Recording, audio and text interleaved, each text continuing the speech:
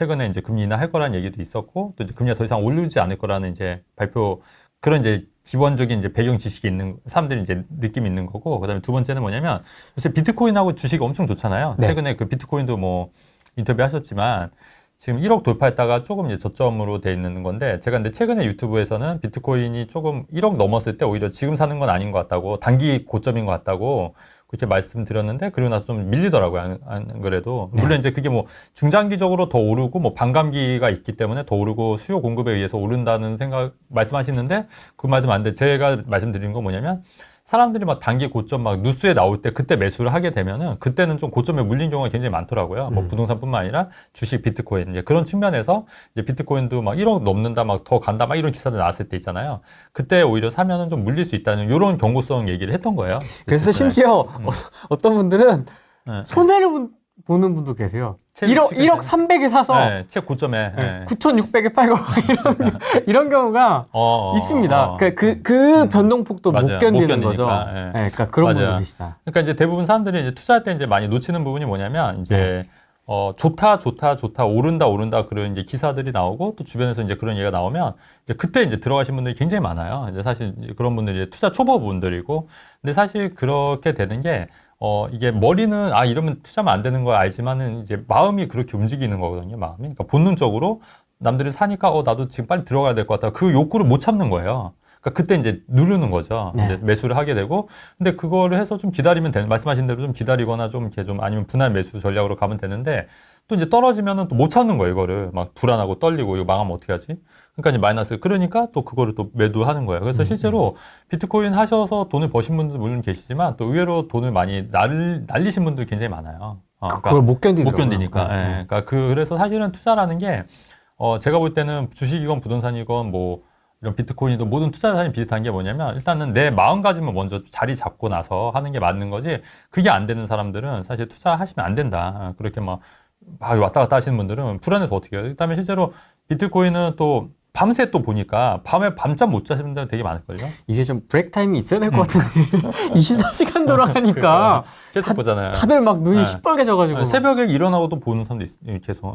저도 잠깐 비트코인 잠깐 있었는데 저도 보게 되더라고요. 얼마 안 들어 소액인데도 불구하고 보게 돼요. 저도 보게 돼요. 소액인데도 불구하고 그다음에 저희 와이프도 비트코인 좀 있어요. 저희도 그러니까 없는 건 아니에요. 근데 그때 한참 때 이제 높은 가격에 샀다가 지금 이제 거의 보니까 회복했더라고요. 원금 이상 회복했는데 많은 건 아니고 익절이네.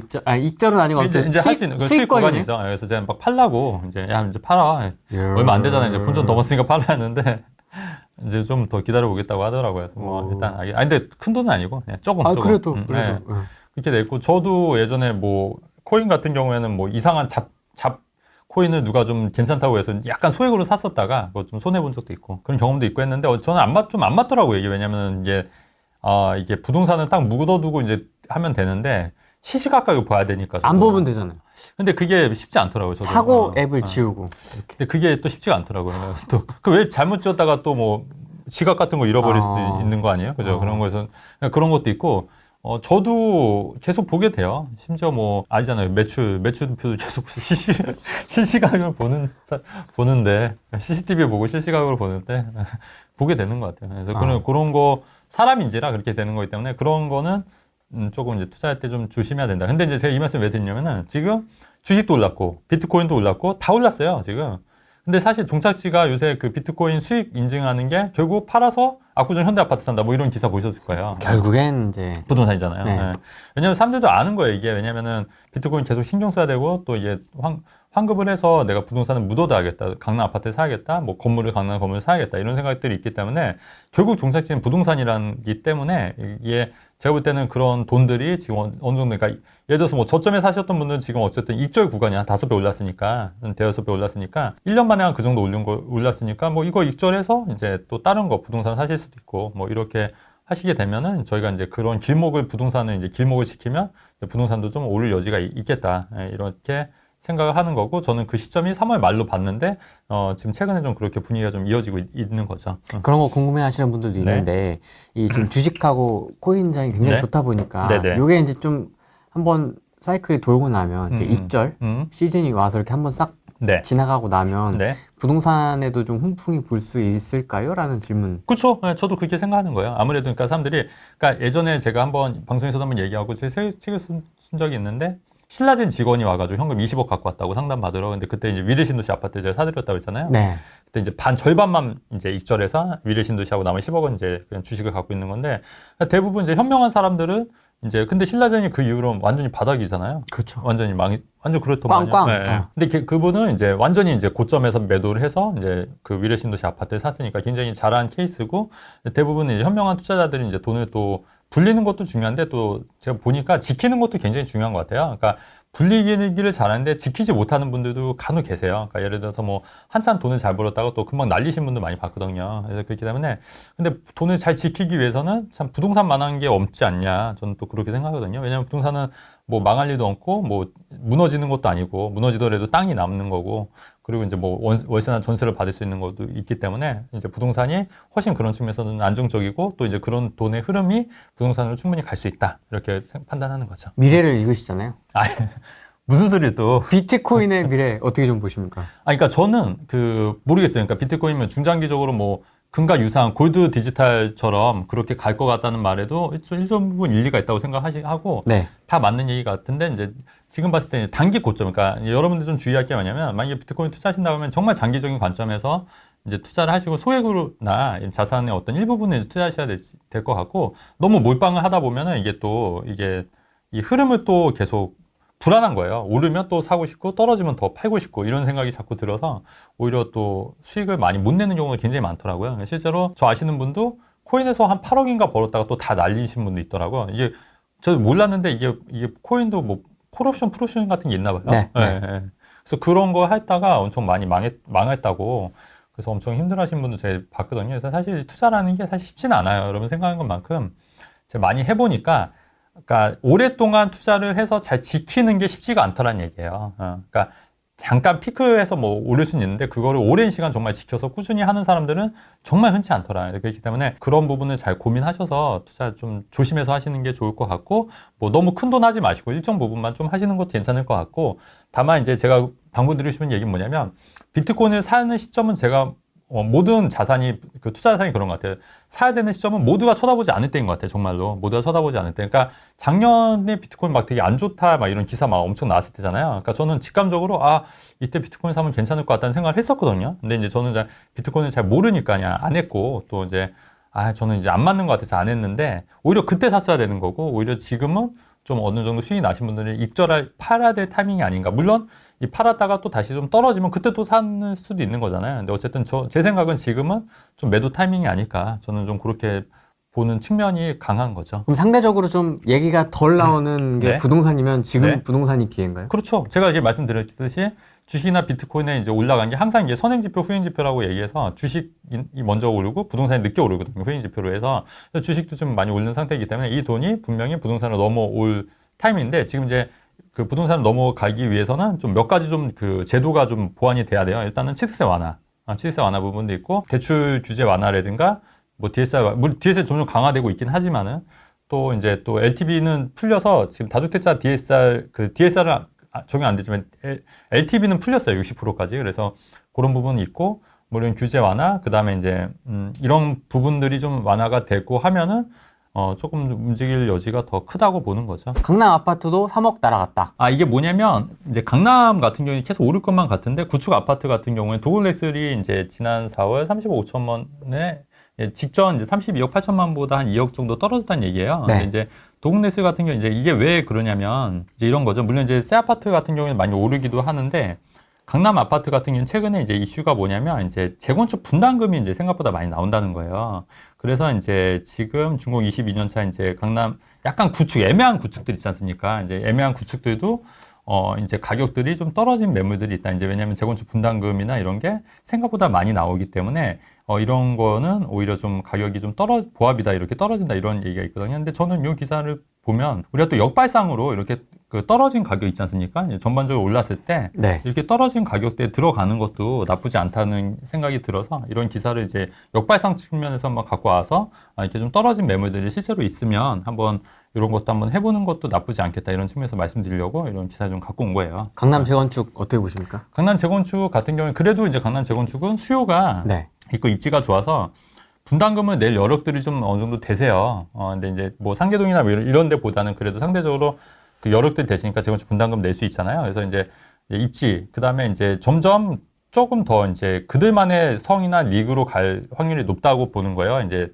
점점 이제 더 양극화가 되는 부분도 있고, 이제 왜냐하면 다 성공하신 분들이 다 강남에 살려고 하는 측면이 강하잖아요. 그렇기 네. 때문에 저는 중장기적으로 뭐 비트코인만큼 나쁘지 않다고 봐요. 강남 아파트도. 이제 다만 그 와중에 이제 좀 편차가 있을 거 아닙니까? 근데 그런 편차를 이용한 그 타이밍을 잘 재고 들어가야죠. 그러니까 예를 들어서 지금 만약에 재건축 분담금 이슈가 많아서 네. 이제 애매한 뭐 20년, 30년 차 아파트가 좀 주춤하고 있다. 이럴 때는 오히려 들어갈 타이밍이라는 거죠. 오히려. 그 한 몇 달 전인가 왜 그 네. 노원 네. 재건축 관련돼서 뭐 3억 폭락 뭐 이 얘기 나왔을 네네. 때처럼. 네. 그렇죠. 예. 그때 그 이후로 좀 반등하지 않았나요? 그때? 모르겠습니다. 네. 시거래가는. 네. 그러니까 그때도 오히려 그때 뭐 최저가 뭐 완전 바닥이다 이럴 때 오히려 그때가 저는 더 기회라고 보는 거예요. 그러니까 우리가 항상 저도 이제 투자를 항상 보면은 오래 해보니까 그런 것 같아요. 오히려 역발상으로 투자할 때가 수익률이 정말 높았어요. 가장. 역발상. 그러니까 안 좋다 할 때 들어가는 게 정말 최고인데 근데 그게 쉽지는 않아요. 저도 쉽지가 않고 네. 저도 못 들어왔잖아요. 비트코인 막 안 좋다 할 때. 그때 사실 들어가면 된다는 걸 머리로 인식하지만 저도 못했잖아요. 그러니까 그것도 놓치는 거잖아요. 근데 그리고 나서 지금 막 1억 정도 올라가니까 사람들이 어때요? 지금은 막 들어가려고 서로 아우성이잖아요. 네. 그런 거 보면 너무 웃기잖아요. 너무 웃긴 거예요. 그러니까 사실은 그때 들어갔어야 돼요. 2천만 원, 3천만 원 할 때 뭐 주식도 마찬가지고. 근데 그때는 못 들어간다니까요, 사람들이. 저도 마찬가지고. 그러니까 그게 이게 심리가 그렇게 안 되는 거예요, 이게. 그래서 투자가 힘들다고 자꾸 말씀을 드리는 거예요. 그러니까 여러분 이제 경험해 보시면은 제 말 더 이해하실 거예요, 실제로. 반포 아파트 같은 경우에는 이제 이런 거죠. 이제 신축이잖아요. 그러니까 신축 같은 경우에는 계속 오르고 있는 거예요. 그래서 이제 헬리오시티 같은 경우에도 최근에 이제 많이 올라서 30억인데 뭐 4, 5천만 원이나 더 올랐다. 그렇죠? 네. 헬리오시티. 그러니까 신축은 오르고 구축은 좀 떨어졌다. 근데 그게 왜 그러냐? 왜 그럴까? 신축은 오르는데 왜 강남인데 구축은 좀 떨어졌지? 재건축 부담금이 그 이슈가 있기 때문에, 그러니까 재건축 부담금이 부담이 되니까 애매한 구축들이 좀 떨어졌다. 이렇게 이해하시면 된다는 얘기야. 그래서 이 두 기사를 갖고 왔다. 그러니까 우리가 이제 기사를 통해서 뭔가 통찰을 얻어야 되잖아요. 그러니까 이 기사가 왜 이렇게 되지? 왜 이런 현상이 발생하고 있지? 하지만 신축은 계속 오르는구나. 이제 그러면 강남에 대한 수요는 계속 여전히 꾸준히 있는 거구나. 이렇게 이해를 하시면 된다는 얘기죠. 네. 보통 저 같은 사람들은 헤드라인만 보거든요. 올랐구나, 떨어졌구나. 네네. 이것만 보는데. 근데 그게 왜 떨어졌지? 왜 올랐지? 계속 이제 생각을 해야 되죠. 네. 그래서 이제 그런 뉴스를 이제 같이 갖고 왔고요. 네. 제가 이것도 계속 말씀드렸어요. 왜냐면 수도권에 5억대 이제 엄다, 6억 다 이제 세수 6억, 7억 가야 된다, 분양가가. 그래서 근데 포항 전주 분양가 5억 이하가 전멸이다. 왜 그러냐면 시멘트 값이 40%가 올랐으니까. 인건비도 올랐고 땅값도 오르고 다 올랐는데 앞으로 이런 분양가가 계속 나올 거냐. 그 말은 현재 수도권에 5억대 혹은 4억대 혹은 3억대, 중수도권에 3억대 혹은 2억대 아파트 잡아야 된다는 얘기예요. 잡아야 된다. 2억대 신축이 있습니까? 있어요. 이따가 계속 말씀드렸잖아요. 심지어 1억대 1억 뭐 8천 뭐 이런 거.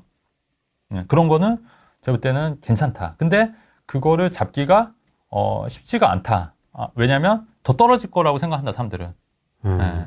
왜냐면 지금도 마피 있다. 마피 있어요, 마이너스 P. 분양권인데 마이너스 P가 있단 말이에요. 근데 그런 걸 잡아야 되는데 사람들은 못 한다니까요. 오히려 오른 걸 잡고 싶은 거지. 떨어진 거 잡기가 힘든 거예요. 똑같아요. 비트코인도 떨어질 때 사야 되는 거 알잖아요. 근데 못 사잖아요. 올랐을 때 더 사려고 사람들이 달려드는 것처럼 이제 그런 것들. 예를 들어서 천안 같은 경우 힐스테이트 두정역 같은 경우도 분양가가 5억 5천이라는 거예요. 네. 그래서 시세세 뭐 이런 거 가면 거의 6억이지 않습니까? 근데 앞으로 이런 거는 점점 더 이제 해질 거다. 분양가는 계속 오를 거다. 그래서 5년 전에 비해서도 30%가 뛰었던 거고요. 서울은 말도 못 하고요. 11억 2천이고 뭐 지방도 5억 4백. 그러니까 평균 분양가가 이제 최소 5억 이상은 된다고. 그러니까 지방도 저 시골도 건축비만 따져도 건축비가 3, 4억 될 거다. 건축비만 땅값 빼고요. 그렇기 때문에 그런 부분을 잘 판단하셔서 아직도 기회는 여전히 있다. 전 그렇게 이제 생각을 하는 거예요.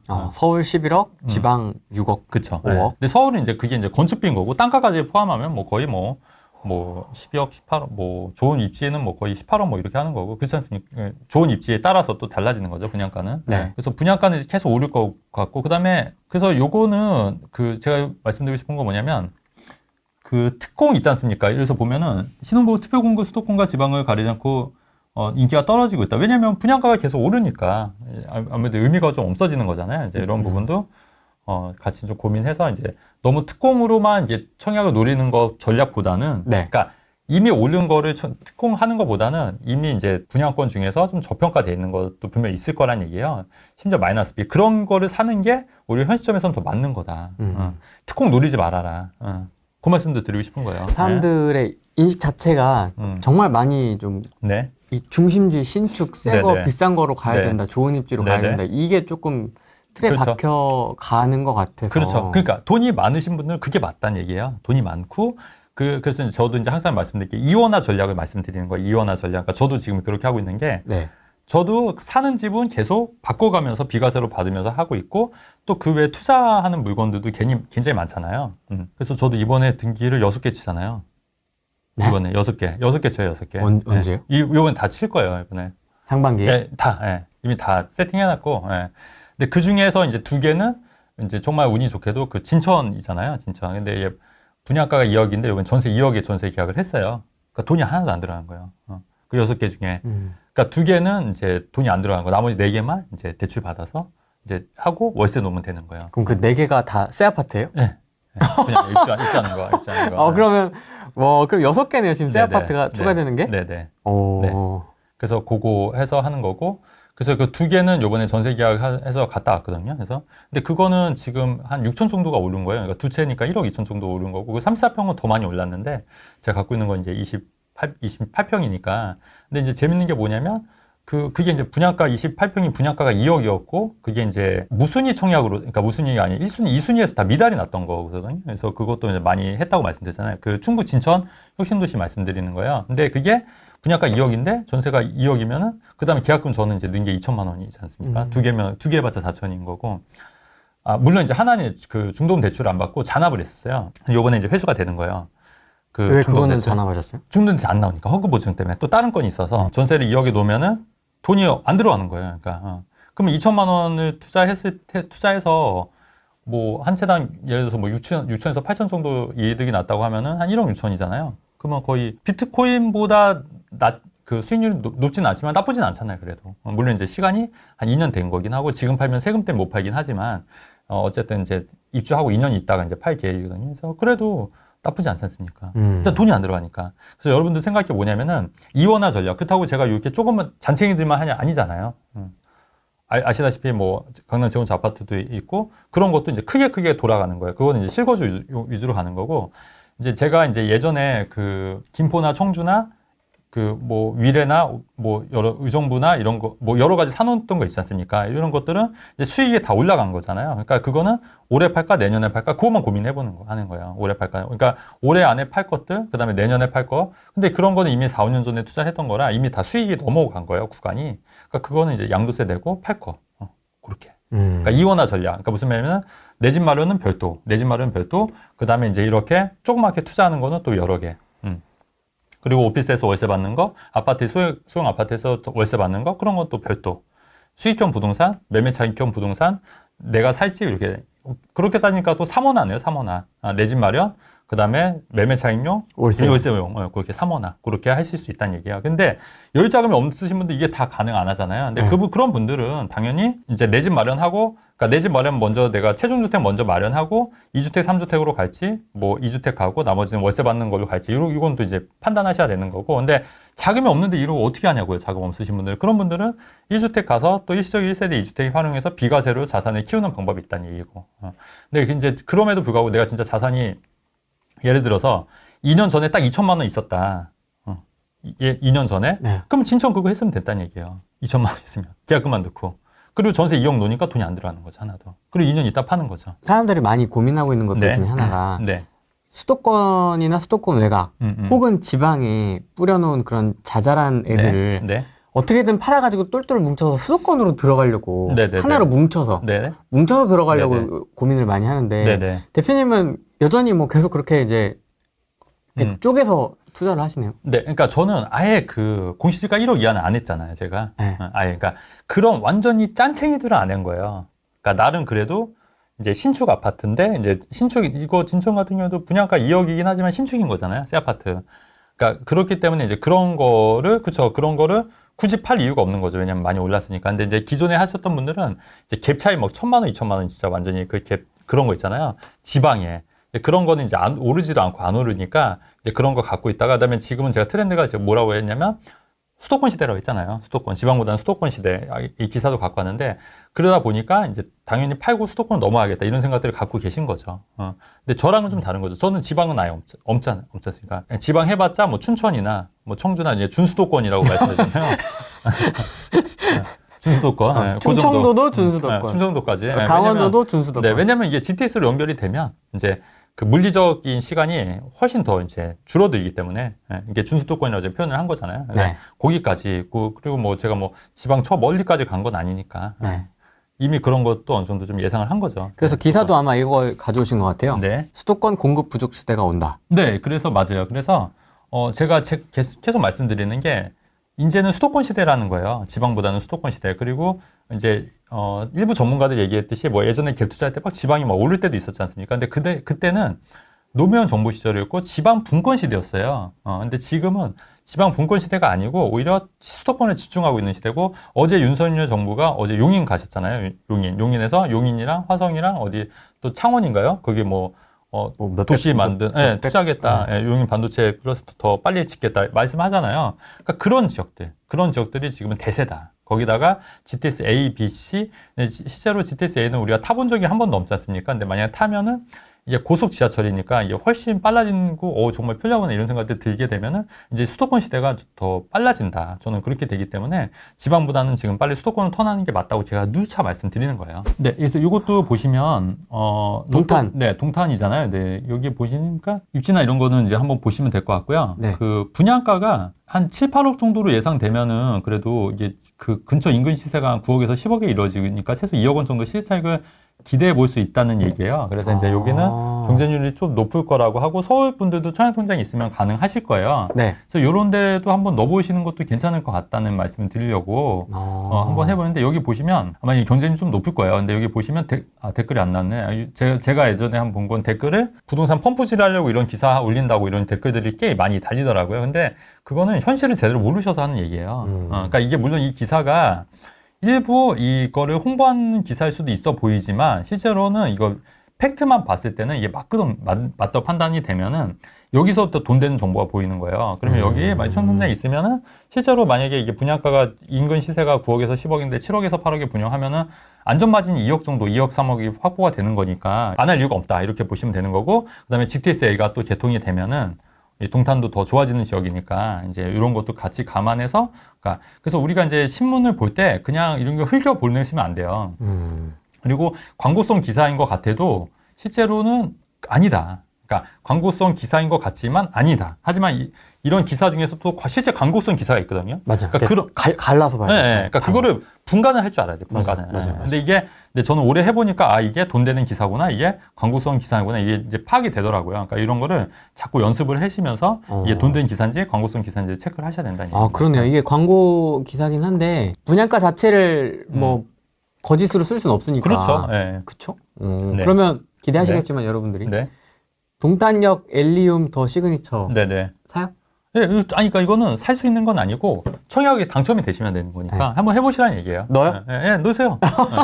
넣어보고 만약에 넣어서 그 당첨이 되면 그때 고민하셔도 되는 거니까. 물론 이제 재당첨 제한이 있어요. 5년간. 네. 그렇다 하더라도 어차피 안 하는 것보다는 한번 해보는 거죠, 뭐. 분양가 사는. 그래서 분양가 나오는 거 한번 확인해 보시고, 저 같으면 한번 넣어볼만 할 것 같아요. 알프레도님께서 질문을 해주셨는데요. 동탄 저런 데는 인기가 많은 단지지 않습니까? 몇백 대 1이라서 어차피 안 되는 터라 김포의 고촌자 이런데 미분양 난 데를 들어가야 할지요. 거기는 분양가 좀 셌었어요. 거의 한 8억대로 알고 있거든요. 근데 그거 비하면 다른 데 차라리 그 기축 사시는 게 오히려 유리하기 때문에 그게 잘 안 되는 거예요. 근데 이제 이거랑은 완전 다른 거죠. 그러니까 주변 분양가를 보셔야죠. 고촌자에는 분양가가 비쌌으니까. 주변 기축하고 비교했을 때도 좀 비싼 편이었군요. 그럼요. 더 비싸니까. 차라리 기존 기축 사는 게 더 유리할 수 있었던 거죠. 그렇기 때문에 제가 이제 말씀을 안 했던 거고, 그 김포 같은 경우에는 예전에 분양가 34평이 4억대밖에 안 했어요. 4억, 3억대. 예, 그때 들어가셨어야 돼요. 그러니까 저는 이제 그때 들어왔던 거죠. 예, 그때 한번 보여주셨던 거. 한번 영상 찾아보시면 됩니다. 예. 히스테트.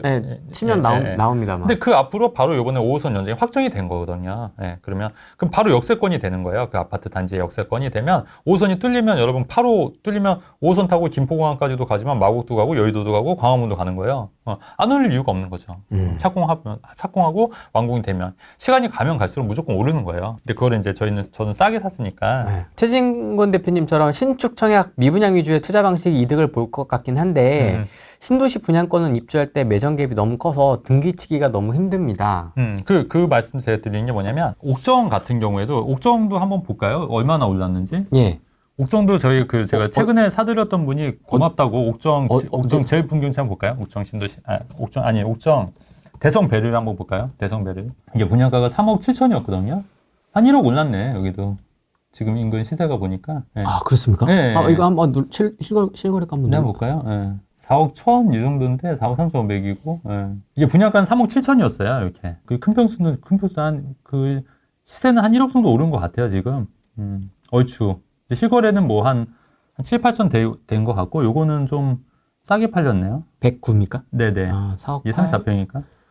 그러니까 지금 호가는 지금 4억 8천이니까 한 1억 정도 오른 거잖아요. 4억 한 5천 정도로 보면 적당할 것 같습니다. 그렇죠. 4억 5천 어쨌든 한 1년 만에 한 그 정도 오른 거니까 중국 S클래스 이런 것도 노블랜드. 노블랜드 한번 봐주세요. 네네. 여기에 저는 직접 가본 데라서 기억이 그렇죠. 나거든요. 여기도 지금 이거 8억은 좀 그렇고. 맞아요. 30평이잖아요. 그래서 이렇게 좀 다시 좀 이렇게 상승세로 좀 돌아오고 있고 실제 거래도 한 5억 정도, 그죠? 5억 정도 되고 있어요. 30평이니까. 근데 제가 이제 드리고 싶은 말씀은 뭐냐면 한신더유랑 뭐 이런 아파트들 있지 않습니까? 여기도 여기도 한 1억 오른 거예요. 지금 4억 5천 정도 하니까 3억 7, 8천 다 했는데 근데 여기가 재밌는 게 뭐냐면 우리가 꼭 이런 신규 아파트 제가 말씀드렸던 게 그때 제 영상에서도 얘기했던 게 뭐냐면 꼭 매매가 전세가만 보면은 이게 차이가 나는 거예요. 전세가 2억 5천이니까 이게 3억 7천이었으니까 전세가 2억밖에 안 되니까 분양가 3억 7천이었으니까 1억 7천이 있어야 되는 거예요. 전세를 놓으면. 그러니까 전세는 1억 7천에서 2억 정도 됐으니까. 근데 이런 게 있었어요. 뭐냐면 감정가가 5억이 나온 거예요. 5억이. 감정가가. 3억 분양가는 3억 7천인데 감정가가 5억이잖아요. 근데 5억인데 무주택자는 몇 프로 대출 나오냐면 80% 대출 나온 거예요. 그럼 4억이 대출 나온 거잖아요. 내 돈이 안 들어간 거예요. 근데 저희는 이제 무주택자는 많지 않아요. 그런데 다주택자들은 DSR이 풀렸지 않습니까? 그럼 60%가 대출 나오는 거예요. 그럼 5억에 60%면 얼마예요? 3억이 나오는 거예요. 3억이 나오는 거예요. 3억에 그럼 나머지 7천만 원만 내면 되지 않습니까? 보증금은 3천을 받는 거예요. 보증금은 3천에 뭐 80, 3천에 90 뭐 이런 식으로. 그러면 내 돈 얼마 들어가요? 4천밖에 안 들어가는 거예요. 4천밖에. 그런 식으로 할 수 있다는 얘기예요. 그러니까 우리가 꼭 이게 고정관념인데 꼭 매매가 전세가만 보고 투자를 하는 것만 하는 게 아니라 신축 아파트들은 감정가가 비싸게 나오기 때문에 대출을 많이 뽑을 수 있다는 거예요. 그 다음에 지금 다주택자 예전에는 그 LTV 안 나왔거든요. 대출인데 다 풀렸어요, 지금. 그래서 나옵니다. 60%. 물론 DSR은 봐요, DSR. 그러니까 DSR이 적용이 안 되면 안 나오지만 일반적으로 그럼 60%까지는 나온다 보시면 돼요. 근데 감정가가 3억 7천이 아니라 감정가가 5억이 되면 60%는 3억이 나오기 때문에 충분히 적은 돈으로도 할 수 있다는 얘기예요. 둔촌주공 입주장 시작하면 강동과 고덕의 주변 매매 시세와 그렇죠. 그거는 이제 뭐 뻔한 얘기인데 전세가가 떨어지지 않습니까? 그러면 이제 매매가도 좀 약간 떨어질 수도 있어요. 그래서 근데 대신에 그게 뭐 1년, 2년, 3년 그렇게 아니고 이제 잠깐 그래요, 잠깐. 6개월에서 한 1년 그때. 그러니까 언제 그랬냐면 2008년도 왜 잠실 쪽에 한창 그 입주 물량 많을 때 그때 전세 가격이 제가 기억하기로는 전세가 2억 5천에 34평이. 잠실 새 아파트가 그렇게 떨어졌어요. 그러니까 그때 잠실 아파트도 7억 8천까지도 떨어졌었거든요. 굉장히 많이 떨어졌어요. 그때 한 번 있었고 그 다음에 헬리오시티 했을 때도 강동구도 많이 떨어졌잖아요. 그게 이제 두 번째. 그때 헬리오시티 뭐 입주 물량 많아서 집값 다 떨어진다고 그때 난리 났었잖아요. 근데 그때도 잠깐이에요, 잠깐. 둔촌주공도 마찬가지로 잠깐 그럴 거예요. 잠깐 그럴 건데 매매가 전세 가격은 좀 떨어질 거다. 근데 만약에 내 집 마련을 그 주변에 하시려고 하는 분들이라면 그 타이밍을 노리셔라. 오히려. 그 입주장 때를. 네네, 오히려. 그렇게 하면은 괜찮다. 왜냐면 실입주하는 거는 상관없잖아요. 내가 실입주하는 분들은. 오히려 저는 그렇게 입주장을 노릴 때 한번 노려보겠다. 이런 말씀 드리는 거죠. 저도 다주택 60% 대출 받아서 월세 세팅했다고. 아파트 월세 세팅하면 기분 좋겠다. 그쵸. 잘 되면 그게. 근데 되는데 이제 좋은데 뭐냐면 이제 대출 예전에는 이제 거치 기간이 그래도 한 3년 이랬는데 요즘은 다 짧게 1년밖에 안 되더라고요. 네, 그러니까 그거 하고 이제 원리금 갚으면 사실 월세 받아서 남는 건 없어요. 월세 받아서 이제 거의 뭐 또이 본전. 그렇죠? 똔똔만 돼도 월세 세팅. 아, 그래요? 저도 아파트에서 월세 받는 것도 있긴 하잖아요. 왜냐면은 이제 전세 세팅 자체가 좀 여의치 않아서 선택을 하는 경우가 많으니까 월세 세팅해서 똔똔만 돼도 그렇죠. 네. 그렇죠. 뭐 기다리면 네. 그리고 뭐 아파트 월세 받는 거는 또 잘 안 밀려요. 다른 상가나 이런 거보다 훨씬 안 밀려요. 왜냐면 이제 본인들 살아야 되는 거기 때문에. 그래서 꼬박꼬박 잘 나오기 때문에 뭐 좋습니다. 월세 받으면. 그렇죠. 빌라 월세와는 피로도가 완전히 다르죠. 완전히 다르죠. 오피 빌라하고는 또 많이 다르죠. 빌라 공시가 또 떨어졌다고 시끌시끌해서 빌라 투자 그다음에 빌라 시장이 완전 박살이 났지 않습니까? 오피스텔도 마찬가지고 네네. 전세 사기네 뭐네 해서 그래서 이제 빌라 투자에 또 다시 관심을 갖고 계신 분들이 좀 있으신 것 같아요. 네네네. 대표님도 옛날에 엄청 옛날에 네. 청년 최진권 네네네. 시절에 네. 또 하셨었고 해서 여쭤보는 겁니다. 빌라 투자 네. 좀 어떻게 보시는지. 저는 여전히 지금 아닌 것 같다는 말씀을 계속 드리는 거고, 그러니까 제가 이제 빌라를 처음 시작했을 때가 2004년도지 않습니까? 제가 투자를 2004년도부터 빌라부터 시작한 거예요. 그러니까 벌써 20년이 넘었죠. 그 20대 때 제가 투자를 한 건데, 이제 그때만 하더라도 빌라 투자가 어떻게 보면은 블루칩이었어요, 그때는. 그러니까 나름의 어떤 사람들이 안 건드리는 그런 종목이었던 거예요. 잘 몰랐던. 그러니까 블루오션이라고 해야 되나? 왜 안 건드렸어요? 그때는 이제 빌라 하면 안 된다, 망한다, 뭐 이런 생각이 있었는데, 이제 좀 제 생각은 달랐던 게, 그때 정책적으로 좀 받쳐줬던 게 뭐냐면, 뉴타운 정책이 있었잖아요. 네. 뉴타운 재개발. 네. 그때 이명박 시장 때부터 시작해서 뉴타운. 그래서 이제 은평 뉴타운이라든가, 뭐 장인 뉴타운이라든가, 그때 다 한 거예요. 노량진 뉴타운이라든가. 그때 이제 발표되고, 그러니까 은평 뉴타운 예전에 한번 옛날에 개발되기 전에 가신 분들은 잘 아실 거예요. 그게 엄청 낙후된 데였어요, 사실은. 근데 거기를 완전히 뉴타운을 바꿔버린 거거든요. 네. 그게 뉴타운. 근데 이제 그게 하다 보니까 문제가 뭐냐면 세입자들과의 갈등, 비대위와의 갈등. 그러니까 이게 정부에서 정책을 밀어붙인다고 하더라도 이 사람들이 안 따라가면은 힘들더라고요. 그래서 2008년도에, 2006년도인가 7년도에 그 용산 참사가 있었지 않습니까? 그때.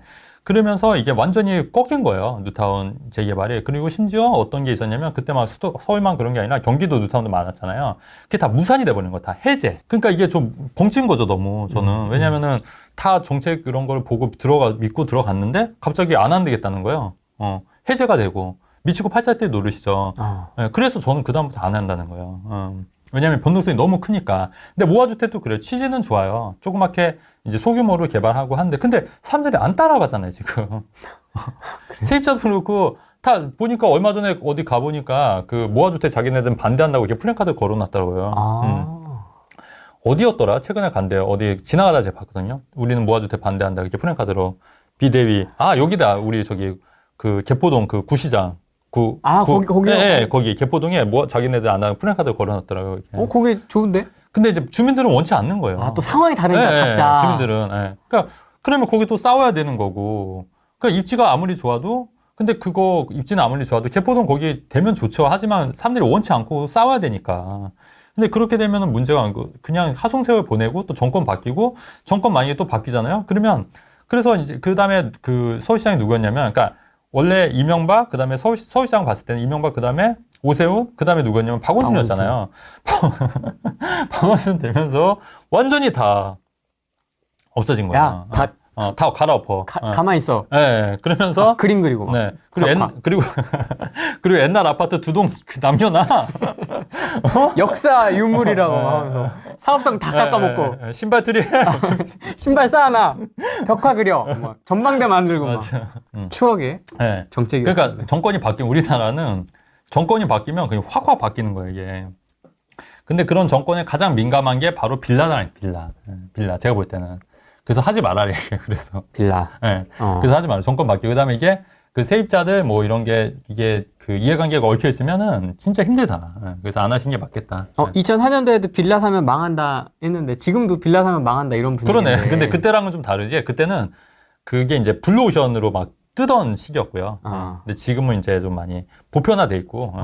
그래서 지금은 좀 지금 사면 진짜 망한다. 네, 그러니까 망하기까지는 좀 그렇고 좀 시간이 좀 많이 지체되고 좀 고생할 수 있다. 이 정도로 좀 얘기를 하고 싶네요. 그거 아니어도 할 거 많다. 그럼요, 그럼요. 차라리 그거 할 바에는 진천 그런 아파트 잡는 게 낫잖아요. 2천만 원 투자해서. 예를 들어서. 대표님은 40살 건물주 이후로 빌라나 재개발은 아예 안 하시는 건가요? 그렇죠. 예. 그 책 이후로. 뭔가 깨달음을 얻으셨나 보네요. 예. 그러니까 제가 2004년도, 2009년도까지 빌라 투자했어요. 5년 동안. 네. 9년까지만. 예. 그리고 나서 이제 아예 쳐다도 안 보죠. 뭐. 그러니까 저도 이게 사람이 자꾸 진화해야 돼요. 왜냐면 투자자가 약간 계속 변하고 진화해야지. 그러니까 제가 느낀 게 뭐냐면 그 당시에 빌라 투자로 엄청나게 돈 많이 버신 분들 많이 봤거든요. 그때 2004년도 막 몇십억 막 몇백억까지도 버신 분들 봤는데, 근데 다 한순간 나락으로 가시더라고요. 근데 그게 왜냐면 제가 지금 생각을 해봤는데 그것만 할 줄 아는 거예요. 그것만. 빌라만. 그러니까 계속 그것만 하는 거야. 딴 거를 몰라. 알려고 하지도 않고. 그러니까 빌라로 돈을 벌었잖아요. 그러면 그것만 아니까 계속 빌라만 하는 거예요. 그러니까 이 트렌드를 하고 그다음에 다 이제 나락으로 간 거예요. 그때 유명하셨던 부동산 전문가들도 꽤 있어요. 이름 있었던. 찾아보시면. 근데 그분들 다 없어졌잖아요. 다 없어졌어요. 극단적 선택을 하거나 깜빵을 가거나. 뭐 그런 분들 계시고 나중에. 예. 그러니까 그것만 할 줄 아는 거예요. 그거. 그런데 그러니까 투자자는 유연한 투자자라고 한다고 하면은 계속 바뀌어야 돼요. 그래서 제가 또 말씀드리고 싶은 게 뭐냐면 갭 투자도요. 갭 투자. 좋은 방법이고 좋은 투자 방법이긴 한데 그것만 하면은 언젠가 도태돼요. 갭 투자만. 그 매매가 전세가만 그것만 찾는 거 그게 언제까지 그게 유효하다고 보시는 거예요. 그리고 뭐 또 최근 하락장 때 좀 많이 고생도 했고 그거 쫓아다니다가. 그러니까 그거를 계속 바뀌어요. 트렌드는 계속 바뀌는 거예요. 그다음에 모든 사람들이 보편화된 그런 상식이나 투자 방법은 이미 없어지는 거예요. 그냥 의미가 없어진다는 거예요. 그렇기 때문에 갭 투자 사실 요새 모르는 사람 누가 있냐고요. 그렇기 때문에 그거 쫓을 필요 없다. 많이 가지고 계시잖아요. 네네네. 어쨌든 뭐 다 말씀드릴 수는 없지만 막 좋은 것도 있고 막 이렇게 짜잘한 것도 있고 한데 네네. 지금 자녀가 2명. 둘이잖아요. 네. 아파트 증여하실 생각 있으십니까? 아니 저는 전혀 없는데요. 네. 왜요? 아버지 나 좀 미리 땡겨 주시오. 이럴 수 있잖아요. 나 저기 사업 좀 하게 미천 좀 마련해 주시오. 이럴 수 있잖아요. 나 빵집 좀 하게 카페 좀 하게 하나 아파트 한 2억 개만 좀 해 주십시오. 이렇게 할 수 있잖아요. 아니 본인이 이제 벌어서 이제 하는 걸로 해야 될 것 같고요. 그다음에 이제 자녀 증여는 뭐 본인들은 이제 벌어서 대신에 이제 지금 이제 공부하겠다고 하면은 이제 제가 최대한 밀어줄 거는 맞는데 네. 그거를 막 돈을 막 주고 하는 게 오히려 자녀를 망칠 수도 있는 거라는 생각도 들어서 한편으로는. 그다음에 저도 그렇고 와이프도 그렇고 뭐 1원 한 장 받은 게 없어요. 저희도 뭐 그래서 저희가 이제 자수성가 있기 때문에 네. 오히려 그런 삶을 한번 살아보는 것도 저는 괜찮다고 봐요. 이제 다만 그러니까 본인이 이제 이루는 삶. 다만 그 재미가 있죠. 네, 재미가 있잖아요. 왜냐면은 보면은 이제 부잣집 아들로 태어나서 이렇게 많이 받고 하면은 그 삶이 속 이렇게 재밌진 않을 것 같아요. 제 친구 얘기 같다. 아 그래요? 제 친구가 네. 좀 받았거든요. 네. 근데 애가 그 이후부터 좀 약간 안 좋아지죠 오히려. 나이브해져 사람이 제 친구 얘기를 해서 보고 있을 수도 있는데 친구가 이 나이브해져 이상해져. 네. 좀 조금 맞아요. 조금 아닌 것 같은데 이제 오히려 그럴 수도 있을 것 같아요 진짜. 네, 그래서 친한 친구니까 말도 못하고 야 너 그거 조금 이렇게 되더라고요. 근데 이제 결핍 없이 지금 살고 있는 편이고 우리 자녀도 근데 이제 나중에 본인들도 이제 본인이 뭔가 본인 힘으로 이루는 그런 재미를 좀 느꼈으면 좋겠어요. 그래서 이제 가급적 이제 개입을 안 하려고 하는데 이제 또 와이프 생각은 좀 다를 수 있을 거 아닙니까? 이제 그거는 서로 의논해서 이제 좀 힘들고 하면은 이제 저희가 좀 나중에 도와줄 수 있는데, 그러니까 뒤에서 좀 이렇게 지켜봐 주려고요. 일단은 이렇게 본인이 어느 정도 이제 하게끔 스스로 하게끔. 이렇게 뭐 절세 관점에서 선제적으로 막 뭘 액션을 취한다거나 이럴 생각은 그런 거는 전혀 없습니다. 없으시군요. 전혀 없고. 근데 오히려 그런 게 또 그 자녀 망치는 길일 수도 있을 것 같아요. 오히려. 굉장히 핵심을 정확히 알고 계시네요. 그래요? 저는 실사례를 너무 많이 봐가지고. 질문이 있습니다. 대표님 부동산 실패했던 적이 있으세요? 저는 현재 실패한 것 같아서 이겨낼 수 있는 방법 좀 알려주세요. 아마 역전세나 뭐 아파트 투자 쪽으로 지금 조금 힘드신 것 같은데 그런 쪽으로 좀 그럼요. 말씀해 주시죠. 저도 실패하죠. 왜 안 하겠어요? 저도 사람인데. 실패하고 근데 이제 저는 이제 항상 얘기하는 게 뭐냐면 그래도 최악이 항상 견딜 수 있을 정도, 그다음에 자금 운용을 제가 좀 너무 무리하지 않는 선에서 한다고 말씀드렸잖아요. 그래서 항상 이렇게 큰 위기 없이 버티는 거고, 그리고 부동산은 어쨌든 좀 버티면 그래도 올라오더라고요. 정말 이상한 거 아니면. 그래서 이제 그런 거 위주로 이제 사기 때문에 좀 버텨서 이제 좀 하는 거고, 실패 저도 왜 안 하니까 이렇게 많이 하는 거지. 실패 없는 사람이 사실 없어요. 그거는. 그래서 그렇게 보시면 될 것 같고. 근데 이제 그런 게 있지 않습니까? 실패도 기다려서 해결될 문제가 있고. 손절로 딱 끊어버려야 될 문제가 있고 그렇지 않습니까? 그걸 어떻게 판단하세요?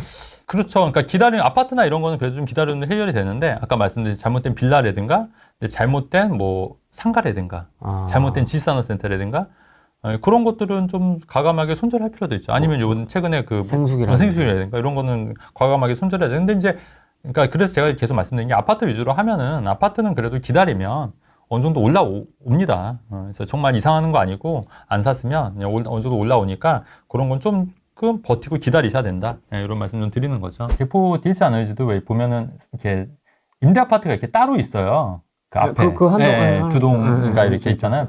두 동일 거예요. 그래서 두 동이 있는데, 근데 그게 되게 말이 많았어요. 그러니까 뭐냐면 왜 따로 냈냐, 그 수석집이 이게 나눠줬냐, 해서 되게 말이 많았거든요. 근데 왜 진짜 왜 따로 뺐어요? 그건 이제 조합에서 이제 그렇게 한 거죠. 의견을. 네네. 그래서 그냥 이렇게 그냥 다 랜덤으로 섞어도 되지 않아요? 그러니까 그런 게 이제 조합원 물량 빼고. 근데 이제 그러니까 그거를 이제 앞으로 그렇게 섞으라는 얘기예요. 밖에 모르게. 외관 대폭 개선해서 이제 섞자는 얘기거든요. 근데 외관으로 봐도 똑같던데? 네, 똑같고 뭐 크게 차이 없는데, 근데 그것도 이제 말이 많아서 동을 구분하는 것 자체가. 네네. 그래서 그랬고, 이제 마곡 같은 데는 이제 그렇게 좀 섞여 있어요. 동을 구분하진 않고, 왜냐하면 거기는 이제 서울시에서 한 거기 때문에. 근데 이제 민간 이제 강남 같은 경우에는 이제 따로 이제 빠져 있죠, 아무래도. 이 말씀 왜 드냐면은, 그 임대 아파트 젊은 사람들 중에 임대 아파트 사시려고 하시는 분들 있잖아요. 임대 아파트. 네. 근데 임대 아파트는 젊으신 분들 중에 안 가는 게 맞는 것 같아요. 왜냐하면 임대 아파트를 가게 되면 일단은 생각 자체가 많이 달라져요. 마인드 자체가. 왜냐하면 자기는 약간 본인은 뭔가 좀 더 이득을 봐야 된다고 생각하는 거예요. 항상. 그다음에 뭔가 자기는 좀 소외된다는 그런 느낌? 아니면 자기는 뭔가 다른 분들보다 어떤 혜택을 좀 받는 거잖아요. 그러니까 다른 분들에 비해서 조금 더 근데 이제 그런 거에 대해서 좀 본인들이 이제 계속 이제 그런 혜택만 보려고 계속 노리는 거예요. 마인드 자체가. 그래서 이제 임대아파트 지금 젊으신 분들 같은 경우에는 이 말씀을 드리고 싶은 게 뭐냐면, 임대아파트는 절대 들어가지 마셔라. 왜냐면 그거는 자산도 아니고 돈도 아니다. 제가 이 얘기를 왜 드냐면은, 마곡지구 같은 경우에 처음에 시프트 있지 않습니까? 네. 그게 분양가가 4억 3천이고 시프트가 3억이었어요. 3억. 그러니까 1억밖에 차이 안 나는 거예요. 근데 이제 마곡의 아파트에 분양을 받으시는 분들 지금 그게 17억, 18억이에요. 거의 16억이니까 네. 그만 12억 정도 오른 거잖아요. 네. 임대 아파트 들어가신 분들은 장기 전세, 그 20년간 장기 전세인데 그냥 그대로 3억인 거예요. 3억 5천 그대로. 그래서 거기서 임대 사시는 분들이 그런 집값에 대해서 엄청나게 부정적이에요. 그럴 수밖에 없겠죠. 그 한 번의 선택으로 집값이 완전히 자산 교차가 이렇게 커졌으니까. 그래서 뭐든지 다 부정적이에요. 그래요? 생각 자체가. 저라면 이렇게 생각해요. 이렇게 좋은 기회를 어쨌든 받았으니, 노력이든 뭐 행운이든 잡았으니, 어떻게든 내가 이제 여기서 영차 해가지고 더 열심히 살 거 같잖아요. 더 열심히 이렇게 모을 수 있지 않을까라고 생각할 것 같은데. 아니, 그렇지 않고 오히려 그거에 대해서 상대적인 박탈감을 많이 느끼시는 것 같아요. 상대적인 박탈감을. 그래서 이제 되게 세상을 바라보는 관점도 부정적이시고, 좀 그런 부분들이 분명히 있더라고요. 그래서 이제 젊으신 분들 중에서 그 임대 아파트에 들어가시려고 하시는 분들은 저는 가급적 안 하시는 게 맞다. 그 다음에 자산 증시 차원에서도 안 되고, 그 임대 아파트가 또 안 좋은 게 뭐냐면 자산이 3억 얼마까지가 그 초과가 되면 또 나가야 되는 거예요. 그러니까 그렇게 되니까 열심히 안 하는 거예요. 또 자산 증식을 하려고 노력을 안 하는 측면도 있고, 그 다음에 또 이거를 뭐 차명으로 돌린다거나 이런 부작용이 많이 있기 때문에, 그래서 이 말씀 드리는 거고, 그래서 저는 이거를 꼭 이렇게 해야 되나 이런 생각이 들어요. 차라리 임대를 그냥 저는 없앴으면 좋겠어요, 솔직히. 그냥 임대를 따로 그냥 떼서 임대 아파트만 따로 분리를 하는 것도 이렇게 꼭 굳이 소셜 미스가 맞냐는 게 측면에서 말씀드리는 거. 아니 섞이는 것도 싫다. 아니 그런 측면 그런 게 아니라 네. 그 임대 자체를 없어졌으면 좋겠어요. 임대 자체를. 근데 또 일부 사회적 취약계층? 취약계층은 또 필요하지 않습니까? 또 하위 몇 프로 정도는? 그러니까 근데 그 임대도 그런 정말 사회적 취약계층 이런 분들은 임대 아파트 들어갈 생각도 엄두도 못 내시는 것 같아요. 아예.